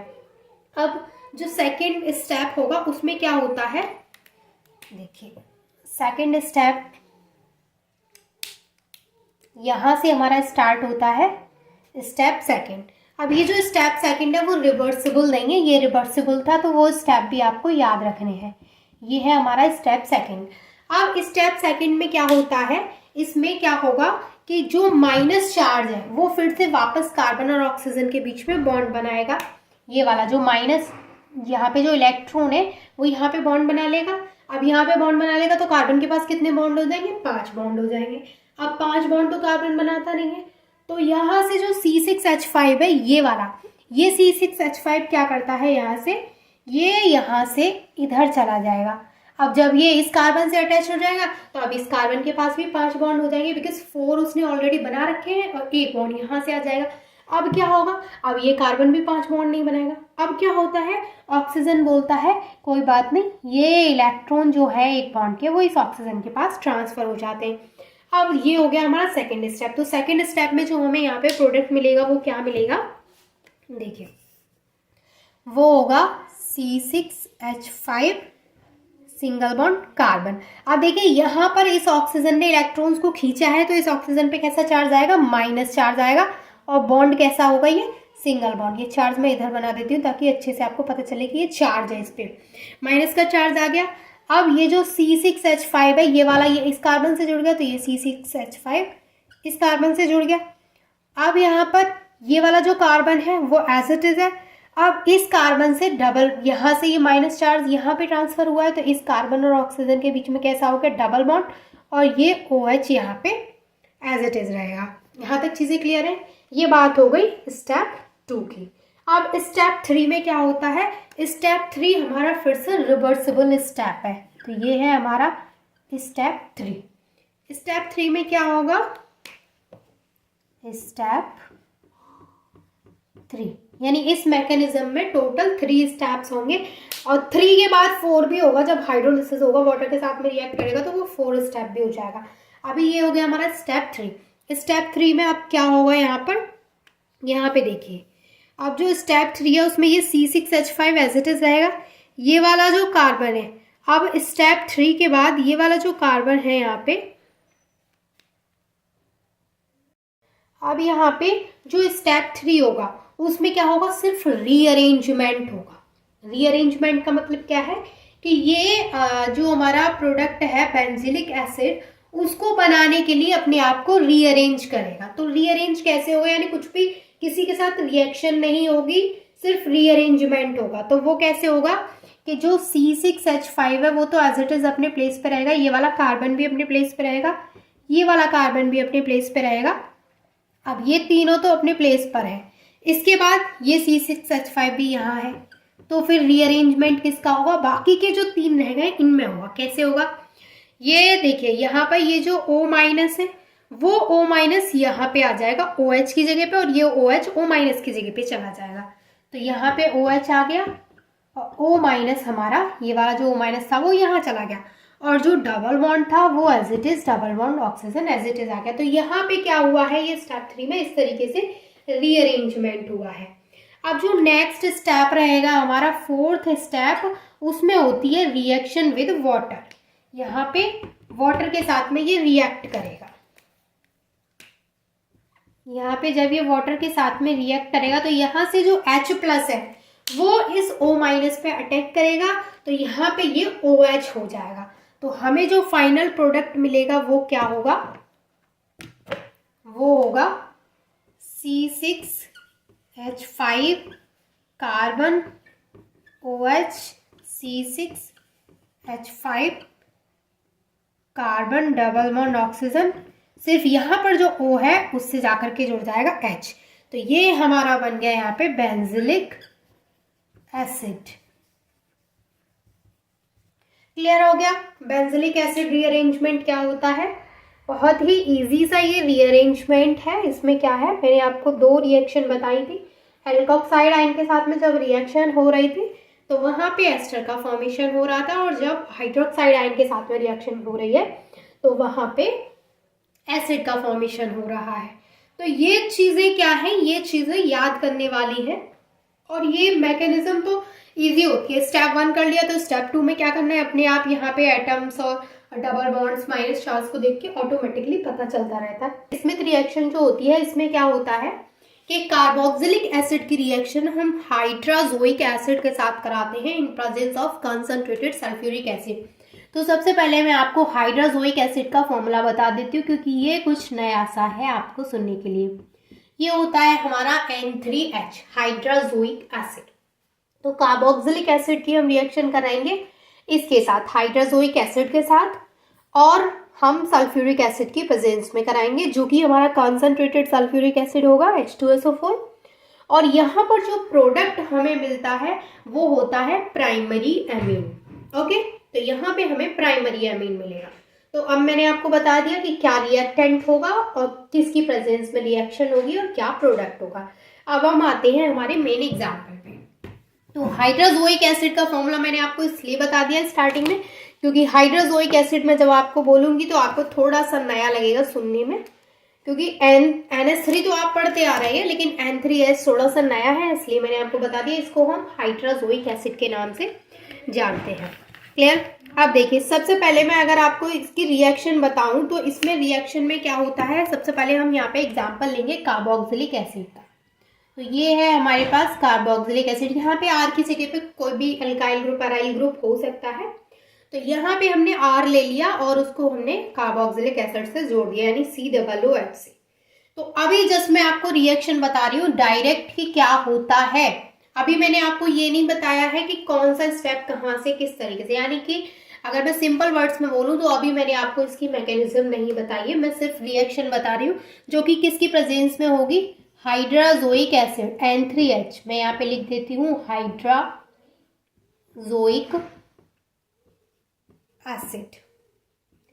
हाइड्राजोइक एसिड के साथ होगी सल्फ्यूरिक एसिड की प्रेजेंस में, सल्फ्यूरिक एसिड की प्रेजेंस में, जो कि होगा हमारा कंसंट्रेटेड सल्फ्यूरिक एसिड। तो यहाँ पर कार्बोक्सिलिक एसिड है और वो हाइड्राजोइक एसिड के साथ में रिएक्ट कर रहा है in presence of sulphuric acid. तो यहाँ पर जो प्रोडक्ट हमें मिलेगा वो होगा प्राइमरी अमीन, यानी जो कार्बोक्सिलिक ग्रुप यहाँ पे लगा है, जो COOH यहाँ पे लगा है, वो यहाँ से हट जाएगा और उसकी जगह पे हमें मिलेगा यहाँ पे NH2 ग्रुप। तो इसको हम क्या बोलते हैं, एमीन। ये हमें यहाँ पे एमीन का फॉर्मेशन हो गया, और ये हमने यहाँ पे कार्बोक्सिलिक एसिड लिया है। ठीक है, तो ये होती है हमारी स्मिथ रिएक्शन। अब स्मिथ रिएक्शन क्या होती है ये तो आपको समझ में आ गया। अब यहाँ पर देखिए, ये जो है, मैं इसके कुछ और एग्जांपल्स भी कराती हूँ आपको। जैसे जस्ट मैंने आपको एक जनरल स्ट्रक्चर बता दिया कि ये हमारी स्मिथ रिएक्शन है, बट क्या रिएक्शन ऐसे ही हो जाती है कि COOH है वो वहां से आर्टिकल्स की जगह पे NH2 आ गया। ये तो जस्ट हमने एक देख लिया कि जो रिएक्टेंट था उसने फाइनल प्रोडक्ट हमें क्या दिया है, बट कैसे दिया है और कितने स्टेप्स को फॉलो करके ये रिएक्शन हुई है वो तो हमें इसकी मैकेनिज्म में ही पता चलेगा। तो आप मैकेनिज्म की टेंशन ना लें, मैं अभी जस्ट आपको इसकी मैकेनिज्म भी कराऊंगी, तो डोंट वरी। और इससे पहले भी मैंने आपके साथ कई सारी रिएक्शंस डिस्कस की हैं, जैसे वेयर विनेगर रीअरेंजमेंट डिस्कस किया है, पिनाकोल पिनाकोलोन, मैंने सबकी मैकेनिज्म आपको कराई है। तो जो भी रिएक्शन, अगर आप कोई भी टॉपिक वहाँ पे सर्च करेंगे और अगर आप रीअरेंजमेंट वाले प्लेलिस्ट में जाकर के चेक करेंगे तो आपको जो भी रिएक्शन मिलेगी वो विद मैकेनिज्म ही मिलेगी, क्योंकि मैंने सबकी मैकेनिज्म आपके साथ में डिस्कस की है। क्योंकि ये जो रिएक्शंस है इनको इतना ही पढ़ना काफी नहीं होता है, इनकी मैकेनिज्म पढ़ना काफी होता है। मतलब इनकी मैकेनिज्म पढ़ लेंगे तब जाके आपकी जो रिएक्शन है वो कंप्लीट होती है। ठीक है, अगर आप MSc में जाएंगे तो MSc में तो बिना मैकेनिज्म के बात ही नहीं होगी, वहां पे तो रिएक्शन छोड़ो, रिएक्शन की सबसे पहले मैकेनिज्म आपको आनी चाहिए। अरे अगर मैकेनिज्म आती है तो रिएक्शन तो कर ही लेंगे, जाहिर सी बात है, लेकिन वहाँ पे सबसे ज़्यादा जो चीज़ें पढ़नी पड़ती है वो हर एक रिएक्शन की मैकेनिज्म आपको पढ़नी पड़ती है। ठीक है, तो यहाँ पे ये आ गया हमारा जो रिएक्शन है वो। अब मैं आपको एक और एग्जाम्पल इसमें लेकर के बताती हूँ, जो थोड़ा सा टफ सा एग्जाम्पल लेते हैं हम। यानी मान लीजिए आपके पास कुछ इस तरीके का एग्जाम्पल आ गया जिसको देख के डर लग जाए, कुछ ऐसा एग्जाम्पल। ये हो गया हमारा बेंजीन, और इससे हमारा जुड़ा है CH3 ग्रुप, मिथाइल ग्रुप। यहाँ पर भी मिथाइल ग्रुप, और यहाँ पर जुड़ा है ये कार्बोक्सिलिक एसिड यानी COOH। COOH है ना, थोड़ा सा टफ सा एग्जाम्पल। थोड़ा सा डर लगा आपको इसे देख के कि ये कैसे होगा?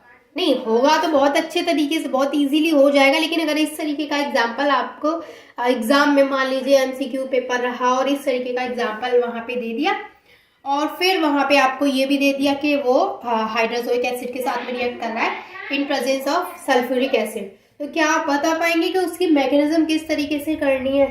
MCQ होगा तो मैकेनिज्म तो नहीं आएगी, लेकिन अगर MCQ नहीं है और इस तरीके से कि पूरा इसको एक्सप्लेन करो और ये दोनों दे दिए, तो फिर आपको पूरी मैकेनिज्म पूछी जाए तो कैसे बताएंगे? ठीक है, तो यहाँ पे ये रिएक्शन किसके साथ होगी? ये होगी हाइड्रोजोइक एसिड के साथ में in presence of concentrated sulphuric acid. तो देखिए यहाँ पर जो प्रोडक्ट बनता है उसमें क्या होता है, कोई बहुत बड़ी वाली तोप वाली बात नहीं है।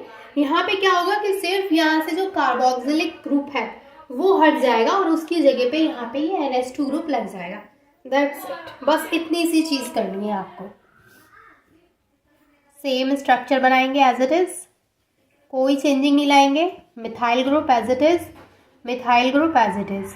यहाँ पर हम लगा देंगे NH2, हो गया। लो, कोई इसमें कुछ है? कुछ भी नहीं है।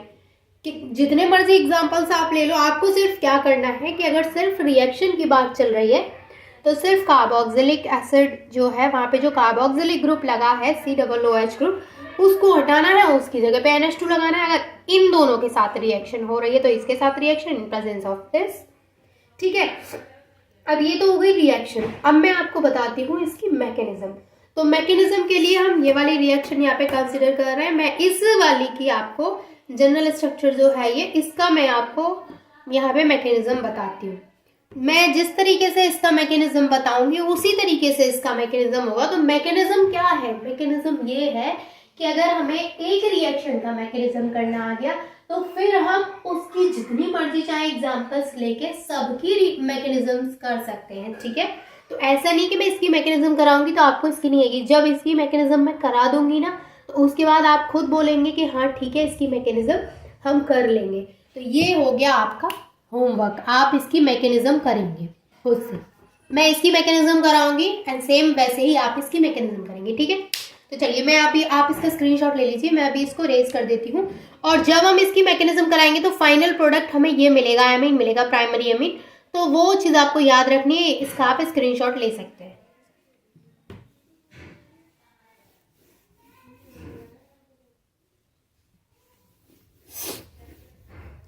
अब हम इसकी मैकेनिज्म यहाँ पे समझेंगे।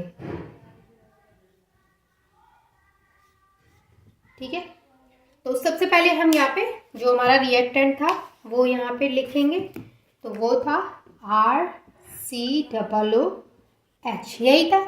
अभी मैं इसको थोड़ा सा रीअरेंज कर लूँ। किस तरीके से? ये जो COOH है, मैं इसको इस तरीके से, मतलब रीअरेंज मैंने वैसे नहीं किया है कि कोई पोजीशन मैंने चेंज किया, मैंने जस्ट रिएक्शन को थोड़ा अच्छे से समझने के लिए इसको इस तरीके से लिख लिया है। अभी भी तो ये RCOOH है, बस मैंने यहाँ पे दिखा दिया कि इन दोनों के बीच में डबल बॉन्ड है, यहाँ पे ये OH इस तरीके से जुड़ा है। अब देखिए ऑक्सीजन पे क्या होते हैं? लोन पेयर ऑफ इलेक्ट्रॉन्स होते हैं।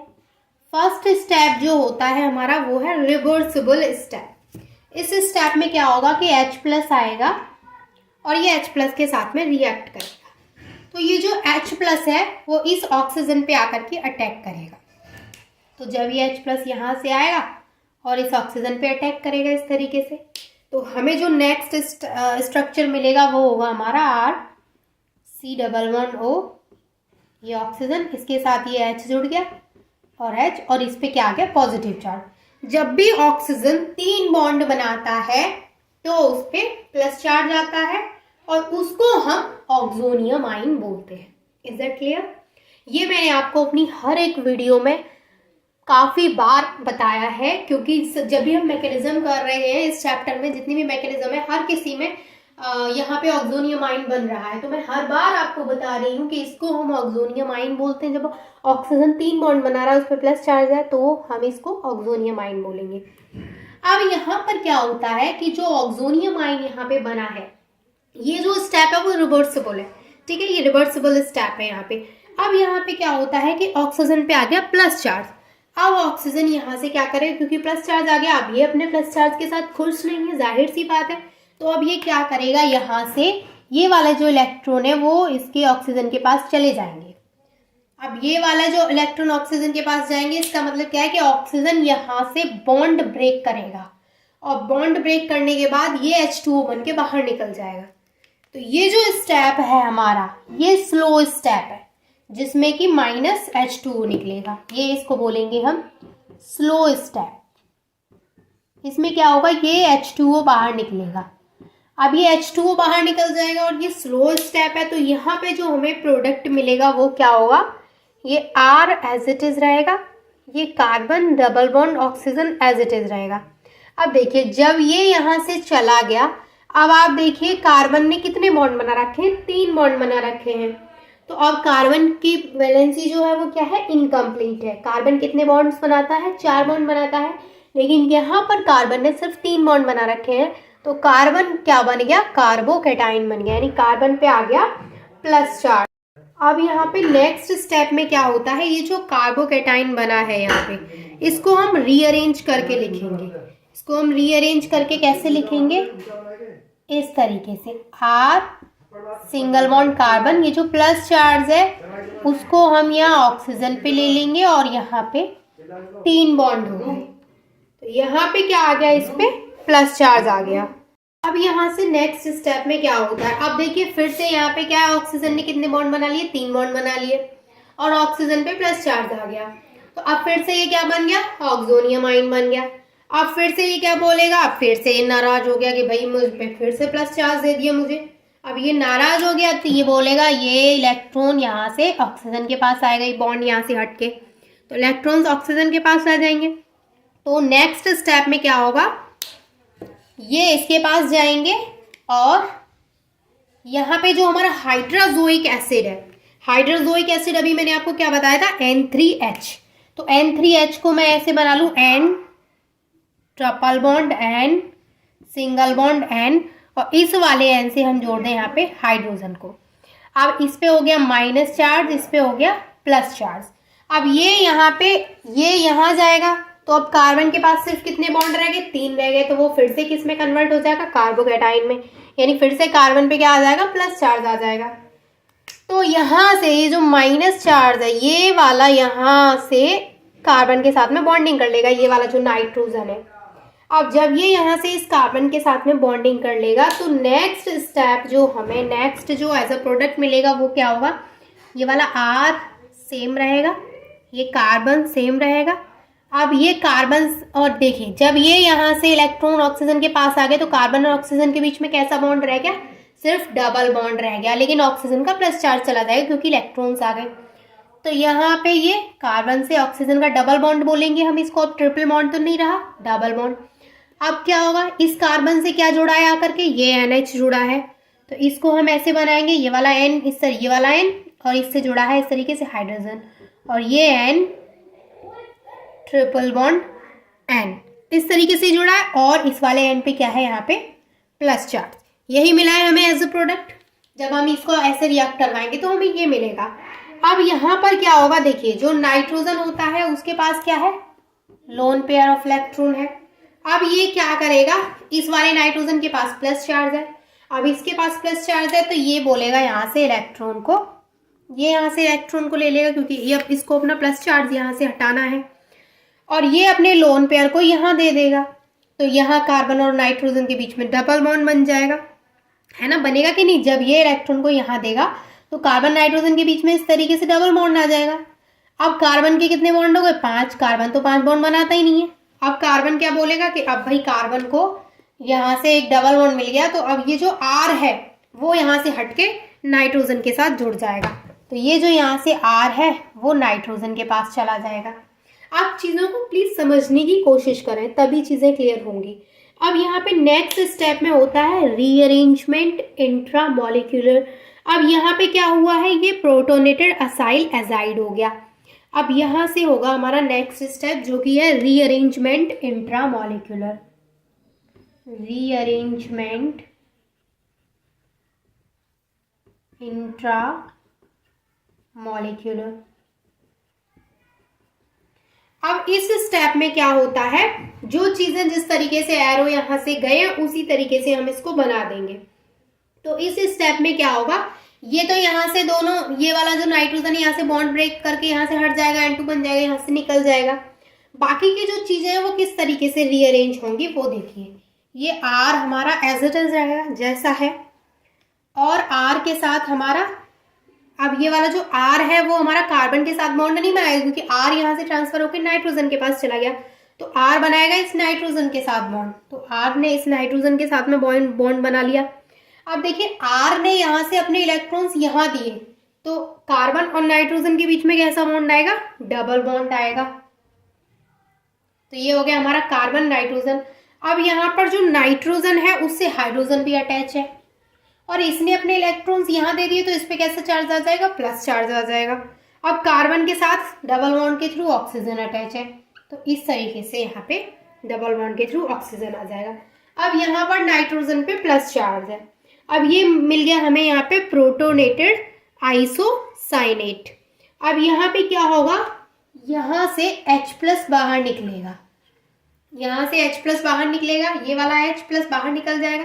तो यहाँ पे हमें मिलेगा, यहाँ से हम लिखेंगे कि H+ यहाँ से बाहर निकल रहा है, तो यहाँ पे हमें क्या मिलेगा, RN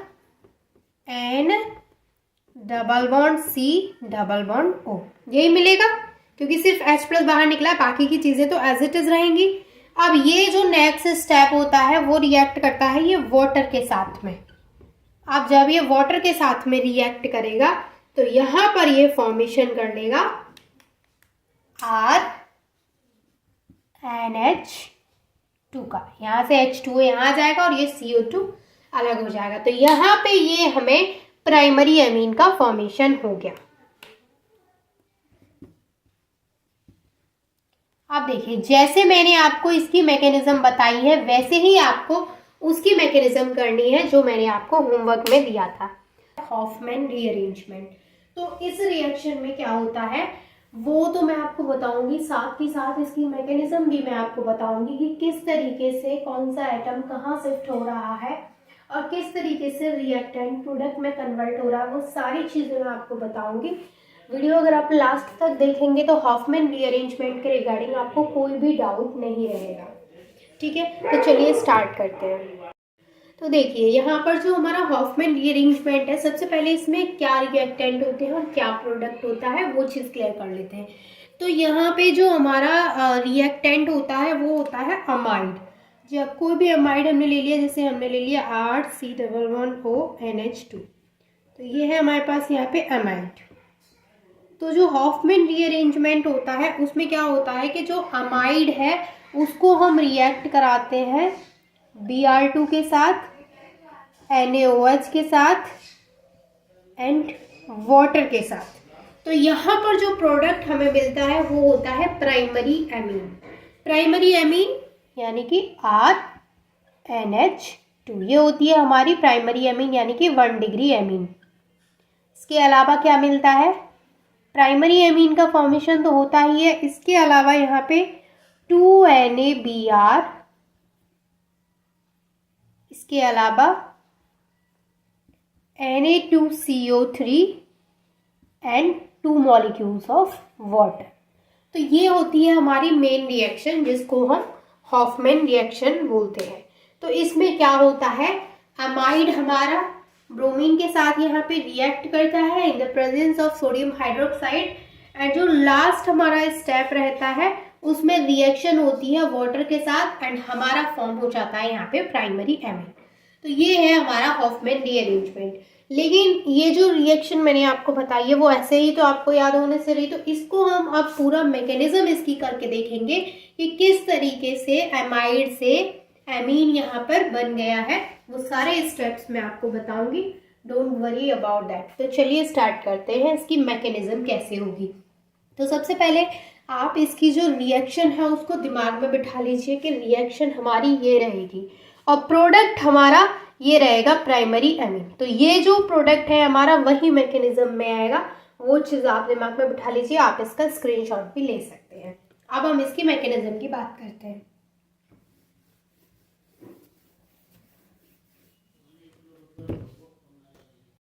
तो यहाँ पर सबसे पहले जब हम इसकी मैकेनिज्म कराएंगे, मैकेनिज्म, तो फर्स्ट जो हमारा स्टेप है उसमें क्या लेंगे हम, सेम वही लेंगे अमाइड। तो हमने यहाँ पे ले लिया RC≡O अब दो हाइड्रोजन है तो मैं उनको ऐसे लिख दूं, NH2 को ऐसे ओपन करके मैंने यहाँ पे लिख दिया है। अब फर्स्ट स्टेप में क्या होता है, फर्स्ट स्टेप जो हमारा होता है वो होता है रिवर्सिबल स्टेप। अब ये रिवर्सिबल स्टेप जो है ये यहाँ पे OH- आता है और ये जो OH- है वो क्या करता है, सबसे पहले देखिए ये वाला जो बॉन्ड है यहाँ से इलेक्ट्रॉन ट्रांसफर होते हैं नाइट्रोजन के पास, यहाँ से नाइट्रोजन के पास इलेक्ट्रॉन ट्रांसफर होंगे और ये OH हमारा अटैक करेगा इस हाइड्रोजन के पास। ठीक है, तो यहाँ पर जो नेक्स्ट प्रोडक्ट मिलेगा हमें वो क्या होगा, वो होगा RC≡O, तो एज इट इज रहेगा C≡O, यहाँ पे कोई चेंजिंग नहीं आएगी। अब देखिए यहाँ से इलेक्ट्रॉन नाइट्रोजन के पास आए तो नाइट्रोजन के पास क्या आएगा, माइनस चार्ज आएगा और उसके पास लोन पेयर ऑफ इलेक्ट्रॉन तो है ही, उसके पास क्या आ जाएगा, माइनस चार्ज आ जाएगा। तो मैं उसको आपको अलग मार्कर से यहाँ पे शो करती हूँ। देखिए ये आ गया हमारा नाइट्रोजन पे माइनस चार्ज। अब ये वाला जो स्टेप है हमारा वो रिवर्सिबल स्टेप है। ठीक है, अब जो नेक्स्ट स्टेप होता है उसमें क्या होता है कि Br2 यहाँ पे अटैक करता है। तो Br2 कैसे अटैक करेगा वो देखिए, जैसे दो Br2 है हमारे पास, तो एक Br ये, एक Br ये। अब इसमें क्या होता है, दो Br है तो ये इस तरीके से इलेक्ट्रॉन को अपनी तरफ ट्रांसफर कर लिया। तो एक Br पे क्या आ जाएगा, माइनस चार्ज, और एक Br पे क्या आ जाएगा, प्लस चार्ज। अब माइनस चार्ज वाला तो इससे आकर के अटैक करेगा नहीं, तो जिस पे प्लस चार्ज आएगा वो हमारा इस नाइट्रोजन पे आकर के अटैक करेगा, या फिर हम कहें ये वाला जो नाइट्रोजन है हमारा माइनस वाला वो इस पे जाकर के अटैक करेगा Br पे जिस पे प्लस चार्ज है। तो ये इधर ट्रांसफर होगा और ये वाला जो जो नाइट्रोजन है वो हमारा इससे जाकर के अटैच होगा। तो किस तरीके से होगा देखिए, तो हमें जो नेक्स्ट प्रोडक्ट मिलेगा उसमें क्या होगा, RC≡O एज इट इज रहेगा। ये हमारा इतना पार्ट एज इट इज है, नाइट्रोजन इस तरीके से अटैच है, नाइट्रोजन पे लोन पेयर ऑफ इलेक्ट्रॉन है। अब देखिए यहाँ पर क्या होगा, अब ये नाइट्रोजन इस Br पे जाकर के अटैक कर रहा है, या फिर बोलूँ ये Br इस नाइट्रोजन के पास आ रहा है, तो ये Br यहाँ पे जुड़ जाएगा इस तरीके से, Br जुड़ गया और इस पे हाइड्रोजन पहले से था। अब इसका माइनस चार्ज यहाँ से हट जाएगा क्योंकि ये प्लस वाला इससे आकर के जुड़ गया। अब ये हमें नेक्स्ट प्रोडक्ट जो मिला है इसको बोलते हैं हम N-ब्रोमोएमाइड, N-ब्रोमोएमाइड। अब यहाँ पर जो N-ब्रोमोएमाइड हमें मिला है, इसके बाद यहाँ पर फिर से जो रिएक्शन होगी वो OH- के साथ होगी। अब इसमें क्या होगा, ये स्टेप भी हमारा रिवर्सिबल स्टेप होगा, ये भी हमारा कैसा स्टेप होगा, रिवर्सिबल स्टेप होगा, जिसमें कि रिएक्शन फिर से OH- के साथ होगी। यानी जैसे यहाँ पर OH- के साथ रिएक्शन हुई थी, OH- ने आकर अटैक किया था, तो ये भी जो हमारा स्टेप था वो रिवर्सिबल था एंड ये स्टेप भी हमारा रिवर्सिबल होगा। अब इसमें क्या होगा, जब ये OH- के साथ में रिएक्ट करेगा तो यहाँ पे क्या होता है देखिए, ये जो हाइड्रोजन है यहाँ पे, ये वाला हाइड्रोजन, वो हाइड्रोजन यहाँ से चला जाएगा, तो हाइड्रोजन इसके साथ जाएगा तो वाटर बन के ही जाएगा। तो हमारा जो प्रोडक्ट है वो क्या मिलेगा हमें, ये वाला हाइड्रोजन यहाँ से निकलेगा, तो ये मिलेगा हमें RC≡O, यहाँ पे नाइट्रोजन, और ये जो हाइड्रोजन है वो अपने इलेक्ट्रॉन यहाँ दे के जाएगा, तो नाइट्रोजन पे कैसा चार्ज आएगा, माइनस चार्ज आ जाएगा और उस पर लोन पेयर ऑफ इलेक्ट्रॉन है ही, तो ये होगा हमारा Br एज इट इज। अब ये जो माइनस चार्ज है इसको मैं थोड़ा अलग इंक से बनाती हूँ यहाँ पे, जिससे कि आपको प्रॉपर समझ में आए। तो इस पर कौन सा चार्ज आ गया, माइनस चार्ज आएगा, क्योंकि जो यहाँ से हाइड्रोजन है वो इस OH के साथ निकल जाएगा H2O बन के। ठीक है, अब ये जो यहाँ पे नेक्स्ट स्टेप है इसमें 1,2 शिफ्ट होगा। 1,2 शिफ्ट कैसे होगा देखिए, ये जो हमें मिला है इसका नाम है anion of N bromoamide. Anion of N ब्रोमोएमाइड।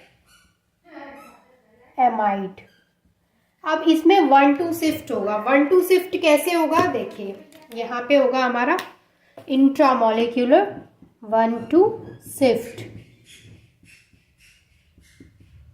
Intramolecular. अब 1,2 शिफ्ट में क्या होगा देखिए, ये जो यहाँ पे इलेक्ट्रॉन है वो इस Br की तरफ ट्रांसफर होंगे, ये वाला माइनस चार्ज यहाँ पर, और ये R जुड़ जाएगा इस नाइट्रोजन से। आपको प्रॉपरली दिख तो रहा है कौन सा इलेक्ट्रॉन कहाँ जा रहा है, तो ये R इस नाइट्रोजन से जुड़ेगा। नाइट्रोजन के पास जो माइनस चार्ज है वो इस कार्बन यहाँ पे ट्रांसफर होगा, तो यहाँ पे डबल बॉन्ड फॉर्म होगा, और जो यहाँ के इलेक्ट्रॉन है वो Br की तरफ ट्रांसफर हो रहे हैं। तो जो हमें नेक्स्ट प्रोडक्ट जो मैं आपको यहाँ पे दिखाऊंगी उसमें मैं आपको दिखाऊंगी कि बॉन्ड पूरे तरीके से फॉर्म हुए नहीं है, जस्ट ना तो पूरे तरीके से ब्रेक हुए हैं और ना ही पूरे तरीके से फॉर्म हुए, यानी मैं आपको डॉटेड लाइन से शो करूंगी किस तरीके से। देखिए, अब जो नेक्स्ट हमें यहाँ पे प्रोडक्ट मिलेगा उसमें क्या है कि R हमारा नाइट्रोजन के साथ जुड़ रहा है, तो कार्बन डबल बॉन्ड ऑक्सीजन तो एज इट इज रहेगा।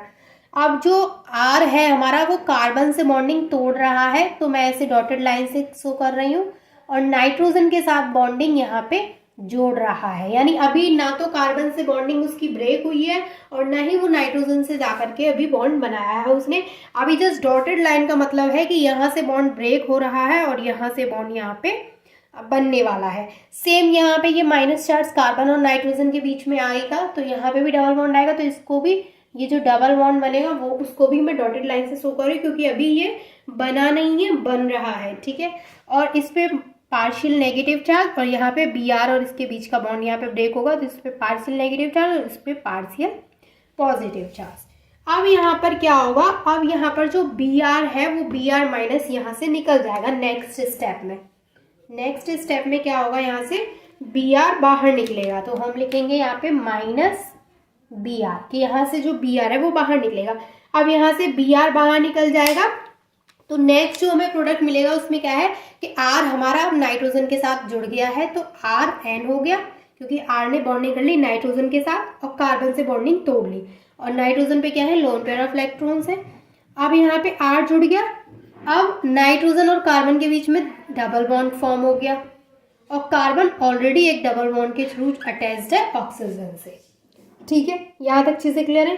अब हमें ये प्रोडक्ट मिल गया, अब ये फिर से OH माइनस के साथ में रिएक्ट करता है। अब जब ये OH माइनस के साथ में रिएक्ट करेगा तो यहाँ पे क्या होगा, जब ये हमारा रिएक्ट करता है OH माइनस के साथ में, ये OH माइनस के साथ में रिएक्ट करेगा, तो यहाँ पे क्या होगा, सबसे पहले यहाँ जो इलेक्ट्रॉन है वो इस नाइट्रोजन की तरफ ट्रांसफर होंगे। जब यहाँ वाले इलेक्ट्रॉन इस नाइट्रोजन की तरफ ट्रांसफर होंगे तो कार्बन पे क्या आ जाएगा, पॉजिटिव चार्ज आ जाएगा, क्योंकि कार्बन के साथ सिर्फ 3 बॉन्ड रह जाएंगे, तो कार्बन पे पॉजिटिव चार्ज आएगा, तो जो OH माइनस है वो अटैक करेगा कार्बन पे जाकर के, तो जो OH है वो कहाँ जुड़ेगा, कार्बन से जाकर के जुड़ जाएगा। तो नेक्स्ट जो यहाँ पे हमें प्रोडक्ट मिलेगा वो कैसा होगा, वो होगा RN, कार्बन से डबल बॉन्ड के थ्रू, तो हमारा ऑक्सीजन अटैच है और ये OH और आकर के जुड़ जाएगा। या फिर इसको हम ऐसे बना लें थोड़ा और अच्छे से समझने के लिए, जो डबल बॉन्ड के थ्रू ऑक्सीजन अटैच है उसको ऐसे ही रहने देते हैं और यहाँ पे बना लेते हैं OH की, OH जुड़ गया है। अब ये वाला इलेक्ट्रॉन इस नाइट्रोजन के पास गया, तो जाहिर सी बात है नाइट्रोजन पर भी क्या आ जाएगा, माइनस चार्ज आ जाएगा, तो ये माइनस चार्ज आ गया हमारा नाइट्रोजन पर।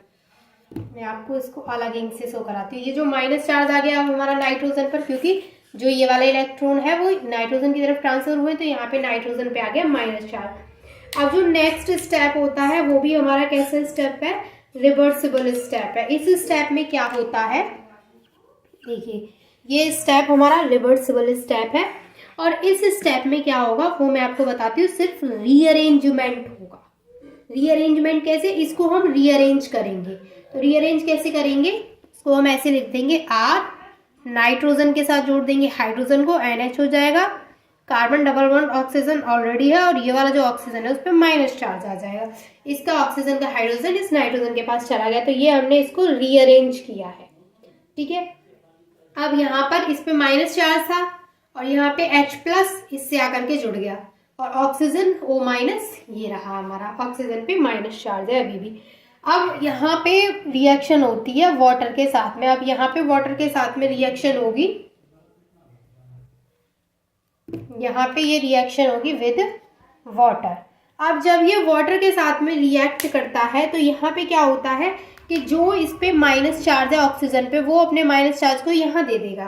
तो ये जब माइनस चार्ज को अपने ऑक्सीजन को यहाँ दे देगा तो ये वाला जो यहाँ पे इलेक्ट्रॉन्स है वो इस नाइट्रोजन के पास चले जाएंगे। ये अब नाइट्रोजन के पास क्या है, लोन पेयर ऑफ इलेक्ट्रॉन्स भी है। तो जो लोन पेयर ऑफ इलेक्ट्रॉन्स है नाइट्रोजन के पास, अभी अगर मैं इस H2O को ऐसे लिखूं HOH, तो OH- होगा हमारा और H+ होगा, तो इसके पास ऐसे इलेक्ट्रॉन ट्रांसफर होंगे।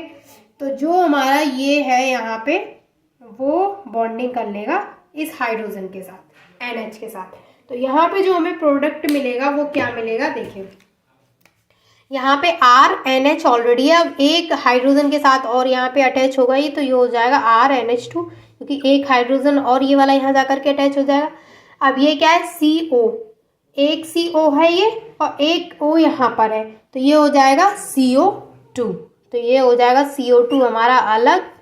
अब इसके अलावा ये OH- यहाँ पे बचा, ये वाला OH- हमारा हो जाएगा अलग। तो ये हो गया हमारा फाइनल प्रोडक्ट का फॉर्मेशन। प्रोडक्ट हमारा क्या था, प्राइमरी अमीन। समझ में आ गया आपको हॉफमैन रीअरेंजमेंट क्या होता है। एक बार और मैकेनिज्म को देखिएगा रिपीट करके तो और अच्छे से समझ में आ जाएगा। अगर कोई भी डाउट है इससे रिलेटेड तो वो आप मुझसे डिस्कस कर सकते हैं, मैं आपकी हेल्प करने के लिए यहाँ पर हूँ। वो है हमारी कर्टियस रीअरेंजमेंट। देखिए कर्टियस रीअरेंजमेंट में क्या होता है, पहले मैं आपको एक रिएक्शन दिखा देती हूँ, देन मैं आपको बताऊंगी कि किस तरीके से वो रिएक्शन हुई है, कौन सा स्टेप कहाँ गया है, यानी कि उसकी मैकेनिज्म भी मैं आपको एक्सप्लेन करूंगी। तो सबसे पहले मैं आपको बता देती हूँ कि यहाँ पे मैं आपको बताती हूँ, जैसे हमारे पास है असाइल एजाइड। असाइल एजाइड क्या होता है, देखिए जैसे ये R, फिर उससे सिंगल बॉन्ड के थ्रू कार्बन अटैच है, इससे डबल बॉन्ड के थ्रू ऑक्सीजन, एंड यहाँ पे है N3, इसको हम बोलते हैं असाइल एजाइड। अब देखिए असाइल एजाइड को जब हम हीट करते हैं, फर्स्ट स्टेप में हम इसको हीट करते हैं और सेकंड स्टेप में हम इसको वाटर के साथ में रिएक्ट कराते हैं, तो हमें यहाँ पे मिलता है एमीन, यानी हमें मिलता है RNH2। अब ये RNH2 है वो कैसे मिलता है कि फर्स्ट स्टेप तो हमारा असाइल एजाइड को हम हीट करते हैं एंड देन हीट करने के बाद जो हमें प्रोडक्ट मिलता है उसको हम यहाँ पे वाटर के साथ में रिएक्ट कराते हैं, तो हमें यहाँ पे मिलता है प्राइमरी एमीन। तो ये हमारी जो है वो रिएक्शन है। लेकिन इसके अलावा एक और चीज़ है कि जैसे हमने यहाँ पे सेकंड रिएजेंट हमने यहाँ पे वाटर लिया है, ठीक है। अब मान के चलिए यहाँ से हमने वाटर हटा के यहाँ पे हमने कुछ और ले लिया, यहाँ पे हमने अल्कोहल ले लिया, तो फिर यहाँ पे एमीन नहीं मिलेगा, तो इसका प्रोडक्ट चेंज हो जाएगा। तो जैसे जैसे हम यहाँ पे रिएक्टेंट चेंज कर लेंगे, दूसरा जो रिएजेंट है वो हम यहाँ पे चेंज कर लेंगे, तो उसी तरीके से प्रोडक्ट भी यहाँ पे चेंज हो जाएगा। अब जो मैं आपको मैकेनिज्म बताऊंगी वो बताऊंगी कि असाइल एजाइड को जब हम हीट करते हैं तो फर्स्ट स्टेप सारी रिएक्शंस का सेम रहेगा। फर्स्ट स्टेप में हम सबको हीट कराएंगे, तो हीट कराने के बाद हमें मिलेगा यहाँ पे आइसोसाइनेट। अब जो आइसोसाइनेट हमें यहाँ पे मिलेगा उसको हम अलग अलग रिएजेंट के साथ जैसे जैसे रिएक्ट कराएंगे वैसे वैसे अलग अलग प्रोडक्ट्स मिलेंगे। तो हमारा यहाँ पे जो हमारी जो रिएक्शन रहेगी कर्टियस रीअरेंजमेंट, उसमें हम जो आइसोसाइनेट है उसको वाटर के साथ रिएक्ट कराएंगे, देन प्राइमरी एमीन का फॉर्मेशन करेंगे। Is that clear? चलिए तो मैं आपको बताती हूँ कि किस तरीके से ये रिएक्शन होती है। तो सबसे पहले हमको क्या बनाना है, असाइल एजाइड, क्योंकि अभी मैंने आपको बताया था असाइल एजाइड कैसे बनता है। क्या होता है असाइल एजाइड का formula,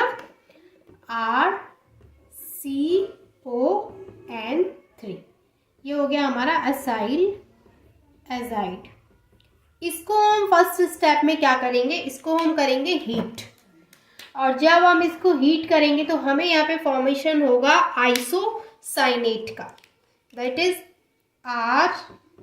RN double bond C double bond O। इसको हम क्या बोलते हैं, इसको हम बोलते हैं आइसोसाइनेट। और ये जो फॉर्मेशन होगा फर्स्ट स्टेप है हमारा, ये सब में सेम होगा, आइसोसाइनेट, ये फॉर्मेशन सब में सेम रहेगा। यानी कि जो भी हम रिएक्शन स्टार्ट कराएंगे सबसे पहले असाइल एजाइड आइसोसाइनेट का फॉर्मेशन करेगा। अब ये जो आइसोसाइनेट है यहाँ पे वो अलग अलग रिएजेंट के साथ में रिएक्ट करके अलग अलग प्रोडक्ट देगा।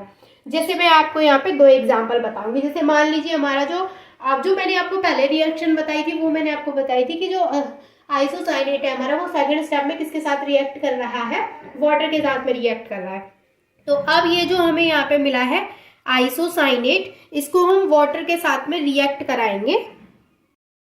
यहाँ पर हम सेकेंड स्टेप ऐसे नोट करेंगे, जो हमारे पास है आइसोसाइनेट, इसको हम यहाँ लिखेंगे। और अब हम इसको रिएक्ट कराएंगे यहाँ पे वाटर के साथ में, H2O के साथ में। तो H प्लस OH माइनस, इसी तरीके से हम वाटर को लिख देते हैं। H और OH ही होते हैं उसमें, तो H पे क्या चार्ज होता है प्लस और OH पे क्या चार्ज होता है OH माइनस।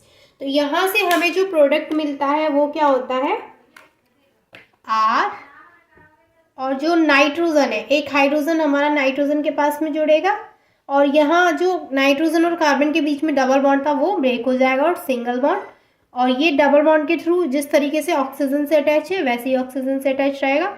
और दूसरा हमारा OH जो है वो यहाँ, यानी H प्लस यहाँ और OH माइनस यहाँ पे जुड़ गया। तो ये हमें यहाँ पे फॉर्मेशन हो गया। अब जो नेक्स्ट स्टेप है यहाँ पे अब क्या होता है, यहाँ से मैं इसे लिख देती हूँ, इसमें NH2 अलग हो जाएगा हमारा और CO2 अलग। इस तरीके से ये हमारा यहाँ पे प्राइमरी अमीन का फॉर्मेशन हो जाएगा। ठीक है, तो यहाँ पे इसको हम बोलेंगे प्राइमरी एमीन। प्राइमरी एमीन यानी कि 1 डिग्री एमीन का फॉर्मेशन हो गया।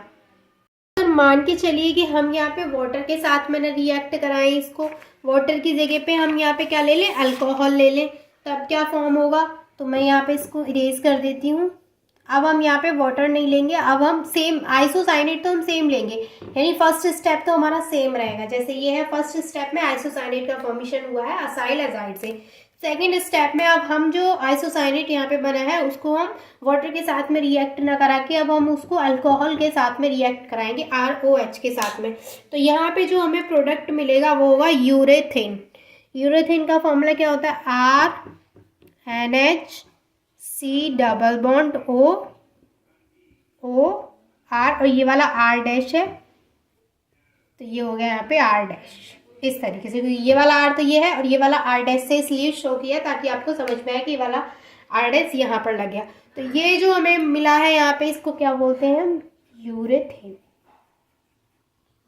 ठीक है, तो इसके अलावा यहाँ पे जैसे जैसे आप अलग अलग रिएजेंट यूज करेंगे वैसे वैसे यहाँ पे अलग अलग प्रोडक्ट मिलेगा। जैसे मान के चलिए हम यहाँ पे कार्बोक्सिलिक एसिड ले लेते हैं, यानी हम अगर यहाँ पे अल्कोहल की जगह पे एसिड यूज करें तो यहाँ पे अलग प्रोडक्ट मिलेगा। आप इनके यहाँ पे जो भी मैं करा रही हूँ इनके स्क्रीनशॉट ले सकते हैं, क्योंकि जितने ज़्यादा एग्जांपल्स मैं आपको करा दूंगी उतना ज़्यादा आपके लिए फ़ायदा रहेगा। तो हमने अब यहाँ पे एसिड ले लिया, अब यहाँ पे हमें जो प्रोडक्ट मिलेगा वो अलग होगा। अब हमें जो प्रोडक्ट मिलेगा वो होगा RNHC double bond O C double bond O, and ये वाला जो R डैश है वो इस तरीके से आ गया, यानी कि ये जो C डबल बॉन्ड O है वो इस तरीके से आ गया यहाँ पे C डबल बॉन्ड O, और ये R डैश इस तरीके से आ गया।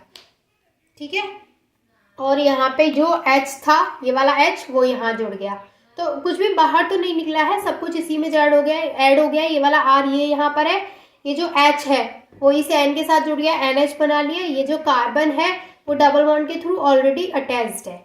अब यहाँ पे क्या बचा, C double bond O and R dash. तो C double bond O, 2 O हो है यहाँ पे, और R डैश ये वाला यहाँ आ गया। तो इस तरीके से हमें ये प्रोडक्ट मिला है। तो यहाँ पे मैंने आपको 3 एग्जांपल्स कराए। पहला हमने वाटर के साथ में रिएक्ट कराया, देन देखा क्या प्रोडक्ट मिला है। सेकंड हमने अल्कोहल के साथ में रिएक्ट कराया आइसोसाइनेट को, फिर देखा कि अलग प्रोडक्ट है। एंड थर्ड हमने एसिड के साथ में वहाँ पे रिएक्ट कराया है, कार्बोक्सिलिक एसिड के साथ में, तो हमने देखा कि अलग प्रोडक्ट है।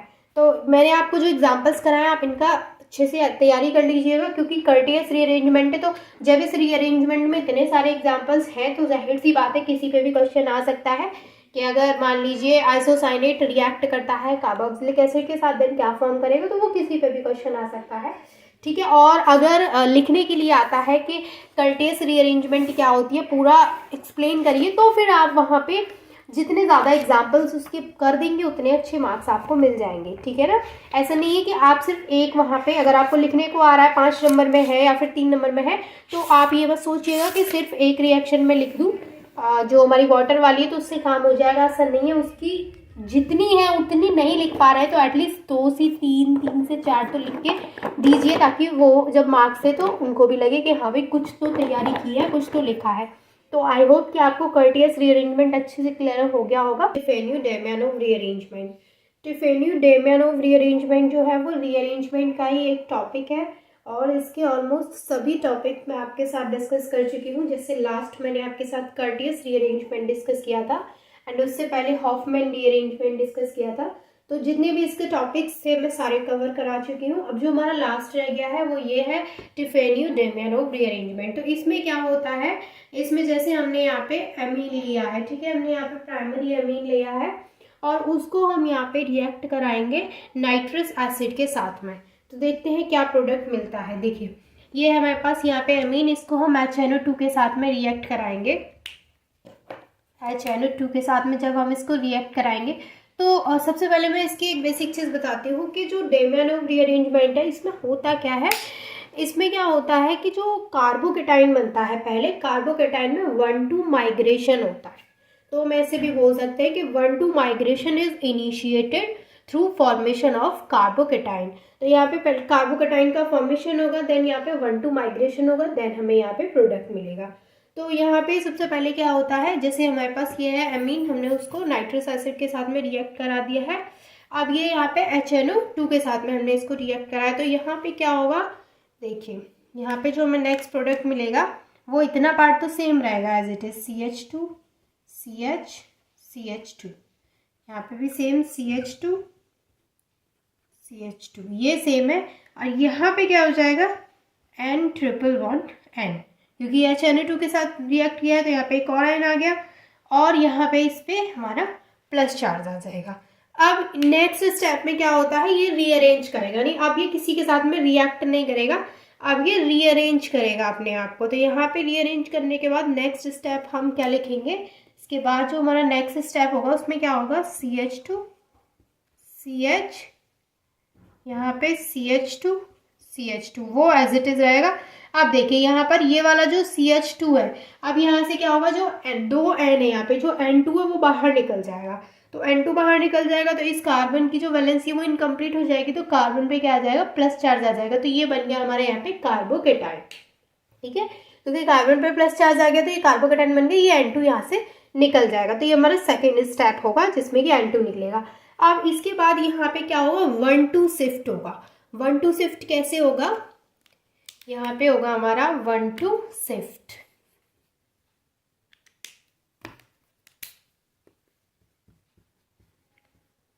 One two shift and ring expansion by 1 carbon atom. और क्या होगा यहाँ पे, रिंग एक्सपेंशन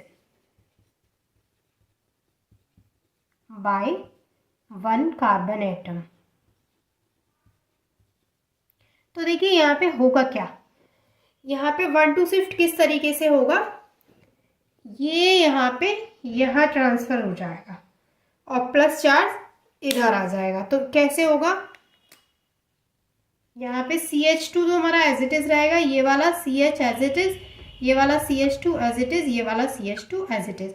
अब यहाँ पे क्या हुआ, ये यहाँ आ जाएगा, इसका मतलब कि ये जो बॉन्ड है वो यहाँ इसके पास जा रहा है, तो इस वाले कार्बन और इस वाले कार्बन के बीच में बॉन्ड बनेगा इस तरीके से CH2, यानी ये जो बॉन्ड था वो, अब ये वाला जो बॉन्ड था वो यहाँ से हट गया और ये वाला बॉन्ड इन दोनों के बीच में बन गया। अब जो प्लस चार्ज है वो हमारा इस कार्बन पे आ गया, तो इसको बोलते हैं हम 1,2 शिफ्ट। अब इसके बाद क्या होगा, इसके बाद होगा यहाँ पे हाइड्रोलिसिस, यानी ये रिएक्ट करेगा वाटर के साथ में। तो जब ये वाटर के साथ में रिएक्ट करता है तो हमें यहाँ पे जो फाइनल प्रोडक्ट ये देगा, यानी अभी इसका होगा हाइड्रोलिसिस, तो हमें जो फाइनल प्रोडक्ट मिलेगा वो क्या मिलेगा, CH2 CH CH2 CH2, ये तो एज इट इज है, और इसके अलावा ये CH2 भी यहाँ पे एज इट इज है। यानी यहाँ पर प्लस चार्ज है, यानी जो कार्बोकेटाइन है जिसपे प्लस चार्ज है, अब ये H2 किसमें ब्रेक होगा, H प्लस और OH माइनस में। तो यहाँ पे क्या होगा कि जो इस पे प्लस चार्ज है हमारा CH पे, ये वाला कार्बोकेटाइन है, तो इस CH से OH जुड़ जाएगा, तो यहाँ पे ये हमें अल्कोहल मिल जाएगा। तो यहाँ पे ये हमें प्रोडक्ट मिलेगा। तो प्रोडक्ट हमें क्या मिला है यहाँ पे, जहाँ पे NH2 था, देखिए पूरा रिंग यहाँ पे चेंज हो गया है। यहाँ पे 4 कार्बन की रिंग थी, अभी यहाँ पे ये 5 कार्बन की रिंग है, ठीक है।